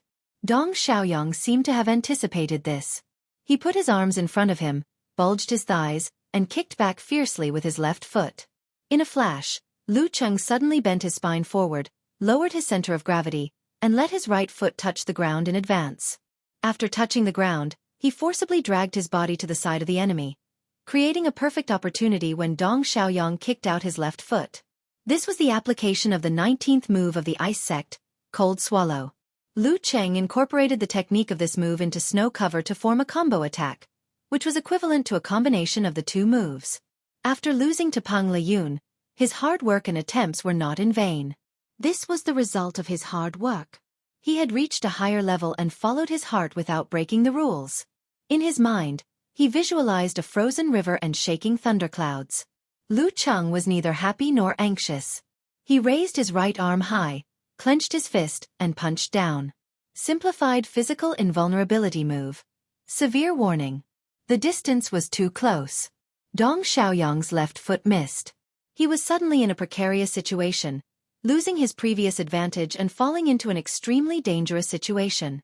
Facing this, he did not despair or panic. Instead, he gathered all the strength in his body and let the danqi erupt above his spine. Bam! His spine bent like a hard bow, dragging his body to the back. With a bang, he knocked down another load-bearing wall. Lu Cheng did not feel depressed when he missed the severe warning. Full of fighting spirit and unusual calmness, he swayed his center of gravity and pounced on the enemy who had not yet fallen to the ground. He spurted out the danqi and shortened most of the distance between them. He was about to catch up. Monk Wenguang carried the sleeping girl and moved to another position with the divine enchanter of Sin Flame. He sighed in a low voice. He really has a talent for fighting. Senior, cover your voice. Don't attract others. Okay. The divine enchanter of Sin Flame nodded slightly. After knocking down the wall, Dong Xiaoyang regained his balance in midair with the help of the force. Looking at Lu Cheng, who was closing in on him in a flash, he suddenly hid his eyes, letting them be filled with a terrifying white. He visualized the corresponding picture, shook his chest and abdomen, opened his throat, and exhaled loudly. Bam! The surroundings suddenly became quiet. Lu Cheng felt like he was in an empty room in the middle of the night. He heard a knock at the door, and outside the window, there were tombs and the cold wind whistling. In an instant, he was frightened and nervous. His body could not help but tremble. But his willpower was at its strongest. He quickly calmed down and made a gesture to use the 9 words formula. Forward. His voice turned into a sharp arrow, exploding in front of the enemy with his negative feelings. Dong Xiaoyang's eyes were cold. He did not waver and seized the opportunity to close in on Lu Cheng. Using force concentration, he expanded his body and used the double explosion move just now. Bam bam bam. Boom boom boom. Lu Cheng responded with a series of dance stage outbursts, but he was beaten back by the duet again and again. He broke through one wall after another, shaking the entire 6-story building. Clang! Clang! Dong Xiaoyang did not recklessly attack head-on. He changed his rhythm and direction from time to time, giving Lu Cheng no chance to use simplified physical invulnerability moves or dodge. 5, 6, and 7 explosions in a row. Lu Cheng seemed to be at an absolute disadvantage. He kept retreating and crashing into walls. His back hurt, but his footwork didn't falter and his stance didn't falter. Relying on the sensing ability of the ice mirror, he always sensed the enemy's attacks in advance and blocked them by the skin of his teeth. Without this kung fu, he felt that he could not withstand more than a few moves from the duet. Bang! Another load-bearing wall collapsed and the building shook again. Dong Xiaoyang flashed to Lu Cheng's left side, pulled back his arm and punched again, repeating the previous moves. But this time, he didn't use force concentration. Instead, he visualized the images of flame condensation and infusion explosion. Simplified physical invulnerability move. Internal explosion. When the punch hit, the force would explode in the enemy's body. His previous duet, frenzied attack, was not a feint. It was not an attack specifically designed to numb Lu Cheng and conceal the use of this move. In a life-and-death situation, there was no need for so many complicated and long-term plans. There was only a flash of inspiration and the right time, because there were too many variables. Dong Xiaoyang's arm muscles undulated as he threw out a punch. He was expecting Lu Cheng to subconsciously parry his attack like he had done so many times before. If Lu Cheng was aware of it, he could force Lu Cheng to dodge and create an opportunity for him to follow up with a series of attacks. Lu Cheng's heart was like an ice mirror, reflecting the surroundings. He sensed that Dong Xiaoyang did not withdraw his qi, blood, and force at close range. No. He tensed up and his hair stood on end. Grasping the few thoughts that flashed through his mind, he exerted force on his feet and leaped into the air without hesitation. Such a move was the standard way to die in the challenge tournament, unless one had the supernatural ability to fly or was close to the physical invulnerability state. But in today's environment, Lu Cheng would not fall in a hurry and be unable to change his direction.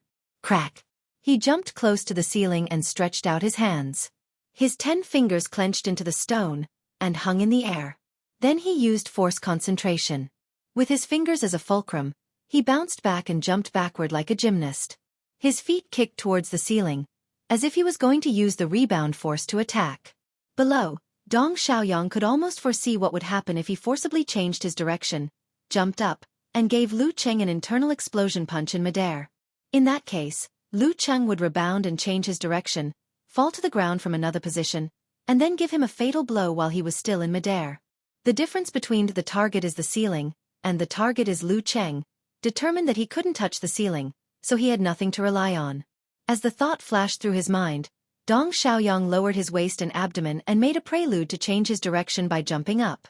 He was trying to trick Lu Cheng into pouncing on him while he moved away from his position and attacked from behind with his elbow. This was not a fake move. It was just that his movement was slow, and he left some leeway. He could still make Lu Cheng's absolute reaction and make a mistake in judgment in a split second. Bang! Lu Cheng stomped his feet with great force, breaking the ceiling and causing the stones to fall. He used the momentum to bounce back, but instead of pouncing on Dong Xiaoyang, he jumped to the window like a fish, as if he wanted to escape from the battlefield. You want to escape? Dong Xiaoyang smiled.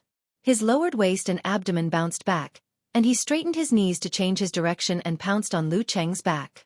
This is the flaw you exposed yourself. Lu Cheng had just jumped to the window when he felt the sharp pain in his back and the strong wind behind him. However, he did not panic. Instead, he seemed to be expecting something. He put his hands on the window, leaned his body forward and made a twisting kick behind him. Bam! His tattered shoes flew out, along with the red flame and crystal-cold light under his feet. They were shot at Dong Xiaoyang, who was pouncing on him. Dong Xiaoyang hummed. He exerted strength under his feet and his muscles bulged. He was about to make an explosion in the air and set off a strong wind to trigger the attack of ice and fire in advance. Then he would break through with his body. Boom! Just as he was about to make a move, the fireball exploded first. The high temperature spread out and turned the chaotic cold light into a pervasive fog. It blocked his vision and made him feel that his surroundings were blurred. Bam! The fog split open. A fist with bulging blue and black veins, like a weapon that could split the chaos, smashed toward Dong Xiaoyang's head from above. Escape is for a better attack. Lu Cheng's eyes were sharp and his fist was firm. Most of his muscles bulged and became a little taller, as if he was going to sweep away all obstacles in front of him that would ruin his beautiful life. Dong Xiaoyang, who did not have time to make a duet, could only use force concentration to defend himself. He shook his right arm and moved upward. Bam! This was the first time Dong Xiaoyang was forced to retreat in a life-and-death battle. Lu Cheng was not going to let him go. He quickly closed the distance and made consecutive explosions, not giving his opponent a chance to make a duet. Triple explosion, quadruple explosion, quintuple explosion. He integrated the skills of 24 blizzard strikes into it and fought with Dong Xiaoyang at close range. He punched hard to prevent Dong Xiaoyang from making a weird duet, and using unknown secret skills. Sextuple explosion, septuple explosion, octuple explosion. Lu Cheng became fiercer and fiercer. He used dance stage explosions as if they were free. At this point, he also realized that the killer was weaker than Peng Leyun. He was not close to the inhuman level. In other words, although his opponent was strong, he was not a monster. Bam! Bam! Bam! Lu Cheng was full of fighting spirit. Sweat steamed from his head and condensed into a cloud of white mist. Bam! Dong Xiaoyang was finally crushed by the ferocious, brutal blizzard. He broke through the bearing wall and fell down. The 6-story building shook more and more violently. In the sound of falling stones, Lu Cheng stepped on the ground and rushed to his opponent, who had just stabilized his center of gravity. In his mind, he visualized the red sun and the frozen river. Boom! The red sun hit the ice river and both disappeared. Lu Cheng pulled back his arm and threw out a punch. The mutated version of severe warning. Dong Xiaoyang did not panic in this situation. It was as if he had experienced this countless times. He did not have time to jump up and he knew he could not take it head-on. He simply fell down and rolled. Army! At this moment, Lu Cheng dispersed his force and made a hand gesture. He shouted in an ancient voice. Dong Xiaoyang, who was rolling, was shocked. He felt that he was surrounded by enemies because of his situation. After a short tremble, his strong willpower dispersed the influence. But Lu Cheng took the opportunity to slide closer and kick out his right leg. Bam! Bam! Bam! Bam! Dong Xiaoyang tried his best to block a few moves, but he was kicked out of his stance and flew into the air, crashing into the wall. Bam! The impact caused the building to sway. He spat out a mouthful of blood. Lu Cheng looked calm. He slid forward and was about to break Dong Xiaoyang's neck. At this moment, the shaking building finally reached its limit. Countless stones fell from above, making a dull and horrible sound. Lu Cheng paused for a moment. In order to protect himself, he used force concentration to break through the sidewall and jump to the open space outside. Dong Xiaoyang smiled bitterly, his eyes full of disappointment. Boom! Lu Cheng heard a deafening sound as soon as he steadied himself. He saw half of the 6-story building collapse and then the whole building, burying the terrifying killer inside. He should be dead, right? Lu Cheng did not dare to stay in the smoke for fear of other enemies. Taking advantage of the cover, he climbed over the wall into a nearby neighborhood. He found a secret place to hide and then took out his phone to call Geezer Sure. It was the first time he encountered such a situation. Subconsciously, he asked for help from his master. Hello, master. Someone just tried to kill me, Lu Cheng said as soon as the call went through. Who? Cough. Who dares? Geezer Sure was stunned at first, then became furious. I don't know either. Lu Cheng was still a little confused. It happened so suddenly that he did not understand what was going on. Who did I offend? He thought, feeling wronged and angry. Are you safe now? Go find Xing if you are not. Now that you are safe, tell me the key points. Geezer Sure calmed down and asked in confusion. Lu Cheng told him what had happened, focusing on the opponent's moves and his own condition. In the end he asked, Master, do you have any clues? Geezer Sure was silent for a while before he gritted his teeth and said, I know what happened. It's okay now. You can go back to sleep. There won't be a next time. Damn it, I'm going to tear down the base and apologize to the simplified physical invulnerability experts of the fire sect. Ahem. Anyway, there won't be a next time. Don't ask about it for now. It won't be good for you. Okay. Lu Cheng was confused and chose to believe his master. It seemed that there was an inside story behind the attack. He walked out of the secluded place and looked at the place where the fight had just happened. The building had collapsed and smoke was everywhere. What was strange about this was that such a big commotion did not wake up the nearby residents. Weird. Lu Cheng frowned. He thought for a while and called Yan Zheka. Cheng, you're here? The girl asked happily. No, I'm in a situation. Can you bring me a pair of pants? Lu Cheng looked down at his torn jeans and did not know whether to laugh or cry. He was not wearing a martial arts suit because it was not a competition. The tight pants were soon destroyed by the force of the dance stage. Ah! Yan Zheka was confused. After the barbecue, Jiang Fei led the 4 students to the entrance of the alley and planned to drive around. As they walked, the girl in the Korean coat suddenly exclaimed and pointed to the side. Isn't there a building there? The plump girl with a round face looked over and saw the ruins inside the wall. She was also confused. Yeah, I saw it too. It was there before the barbecue. Why did it collapse? Why did it collapse?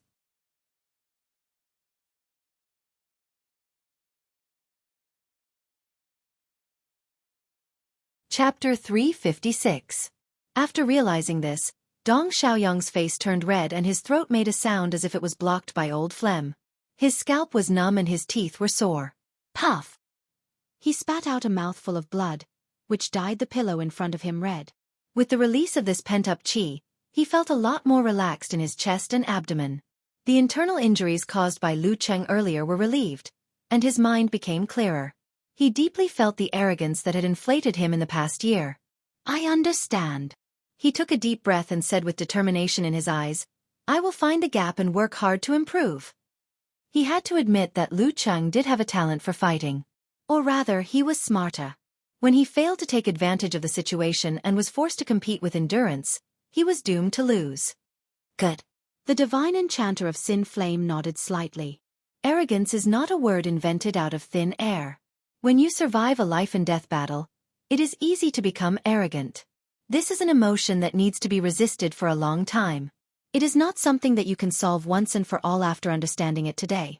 It was rare for him to say so many words in one breath. Then he turned to Monk Wenguang and said, "I will take him back.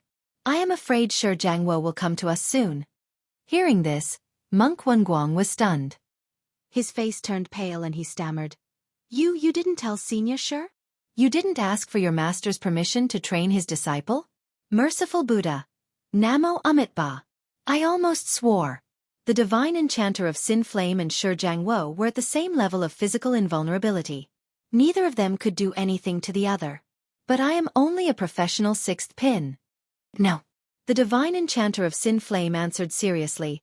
Shi Jiangwo is a man with a tough mouth but a soft heart. Every time he says he will teach his disciple a lesson, he is just going with the flow.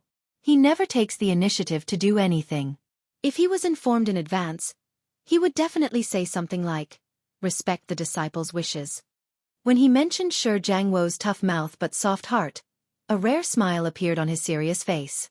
Since Senior Shi doesn't agree, there is no need to train Lu Cheng. Monk Wenguang thought this task was requested by Shi Jiangwo, or at least informed him and got his permission. Now that he knew the truth, he almost burst into tears. Warriors who have walked out of life and death battles can't look down on those who have grown up in the challenge tournament. However, this doesn't mean that the challenge tournament can perfectly temper a warrior. Without the pressure of life and death, how can one dig out their greatest potential? How can one improve their willpower? Divine Enchanter of Sin Flame said slowly. But this is someone else's master's matter. What does it have to do with you? What was his problem? Monk Wenguang almost broke the kung fu that he had been practicing for many years.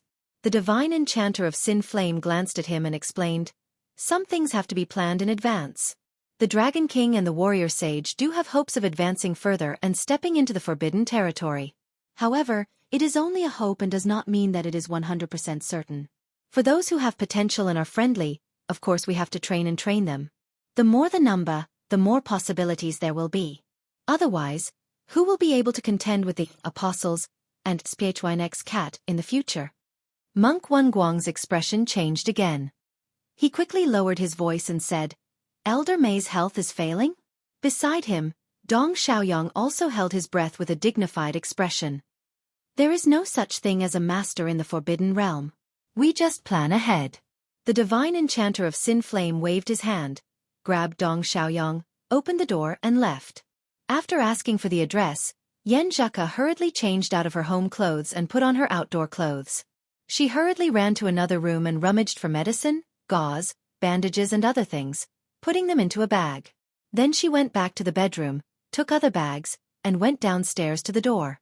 When they were shopping in the afternoon and evening, since she had already told Empress Dowager, she bought 2 sets of clothes, pants, socks, and shoes for Lu Cheng. She planned to give her boyfriend a surprise during the morning exercise tomorrow. Otherwise, she would have to carefully take out Father Yan's old pants. After changing her shoes and socks, Yan Zheka shouted, Hey! Mom, Dad. Sister Jingjing is looking for me. I will be back soon. In the study, Yan Kai leaned out. So late. Let me give you a ride. Before he finished his words, he saw the door close and his daughter was out of sight. She is so careless. I don't know what she wants to do. Since his daughter was already a professional 9th pin fighter, Yan Kai was not worried. He just laughed and scolded her. Ji Mingyu left the computer and went to her husband, looking at the door suspiciously. She had never been careless since she was in high school. Well, only when it came to that brat. Yan Zheka took a taxi to Old Lou's barbecue restaurant. She followed the GPS and entered an old neighborhood. In a dark corner, she saw a familiar figure. Seeing that the lower half of Lu Cheng's trousers were falling apart, including his crotch, the girl quickly turned her head and looked to the side. Somehow, she felt like laughing. She bit her lips and tried to hold back her laughter. She whispered, You have the style of an artist. A performance artist. Lu Cheng had calmed down and asked self-deprecatingly. Yan Zheka pursed her lips and smiled. She moved closer and stuffed a few bags of clothes into Lu Cheng's hands.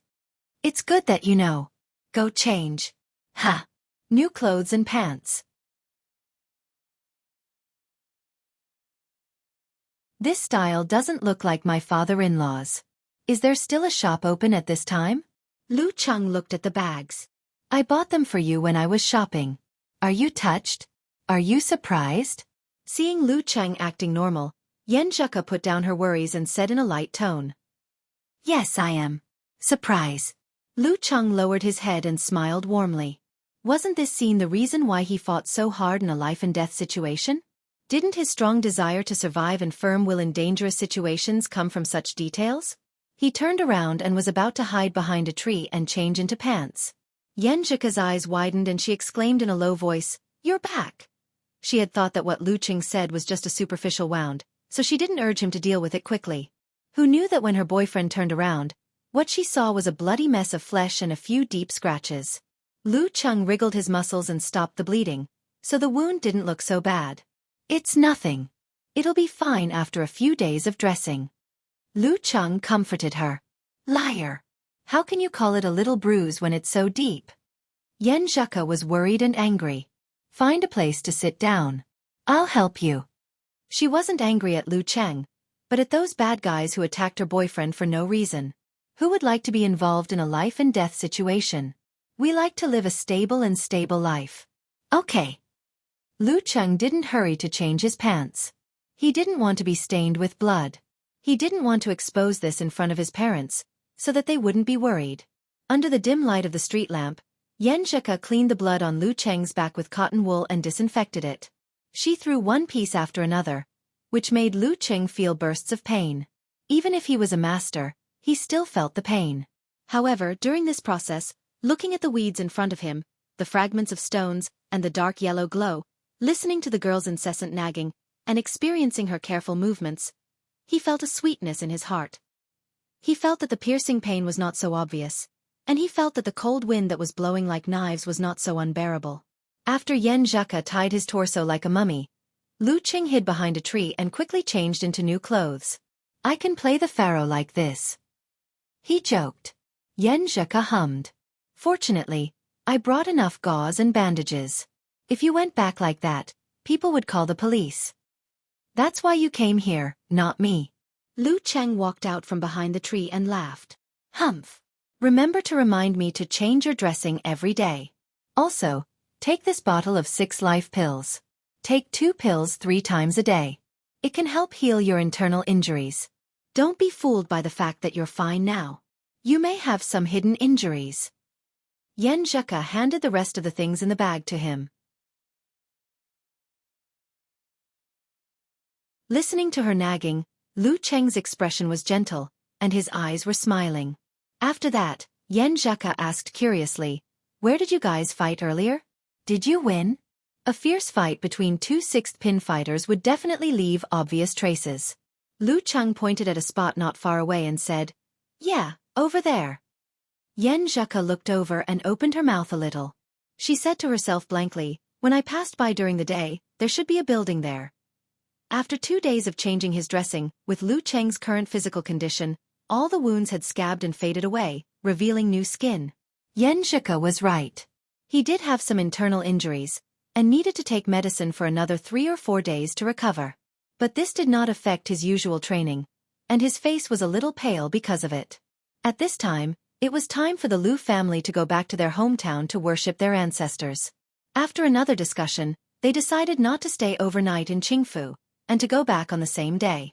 It was only an hour-and-a-half trip. As for the old couple, if they wanted to stay in their hometown for a few more days, they would stay with their relatives, who would come to pick them up.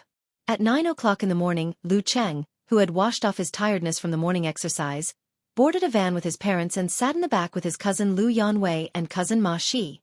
In front of them were his second aunt Wang Lily and his parents, while his second uncle Lu Jiqiang sat in the passenger seat. The other car was driven by Lu Cheng's uncle Ma Guaqin, carrying Lu Jixian, Ma Jiala, and Lu Debong. It was cold outside the window.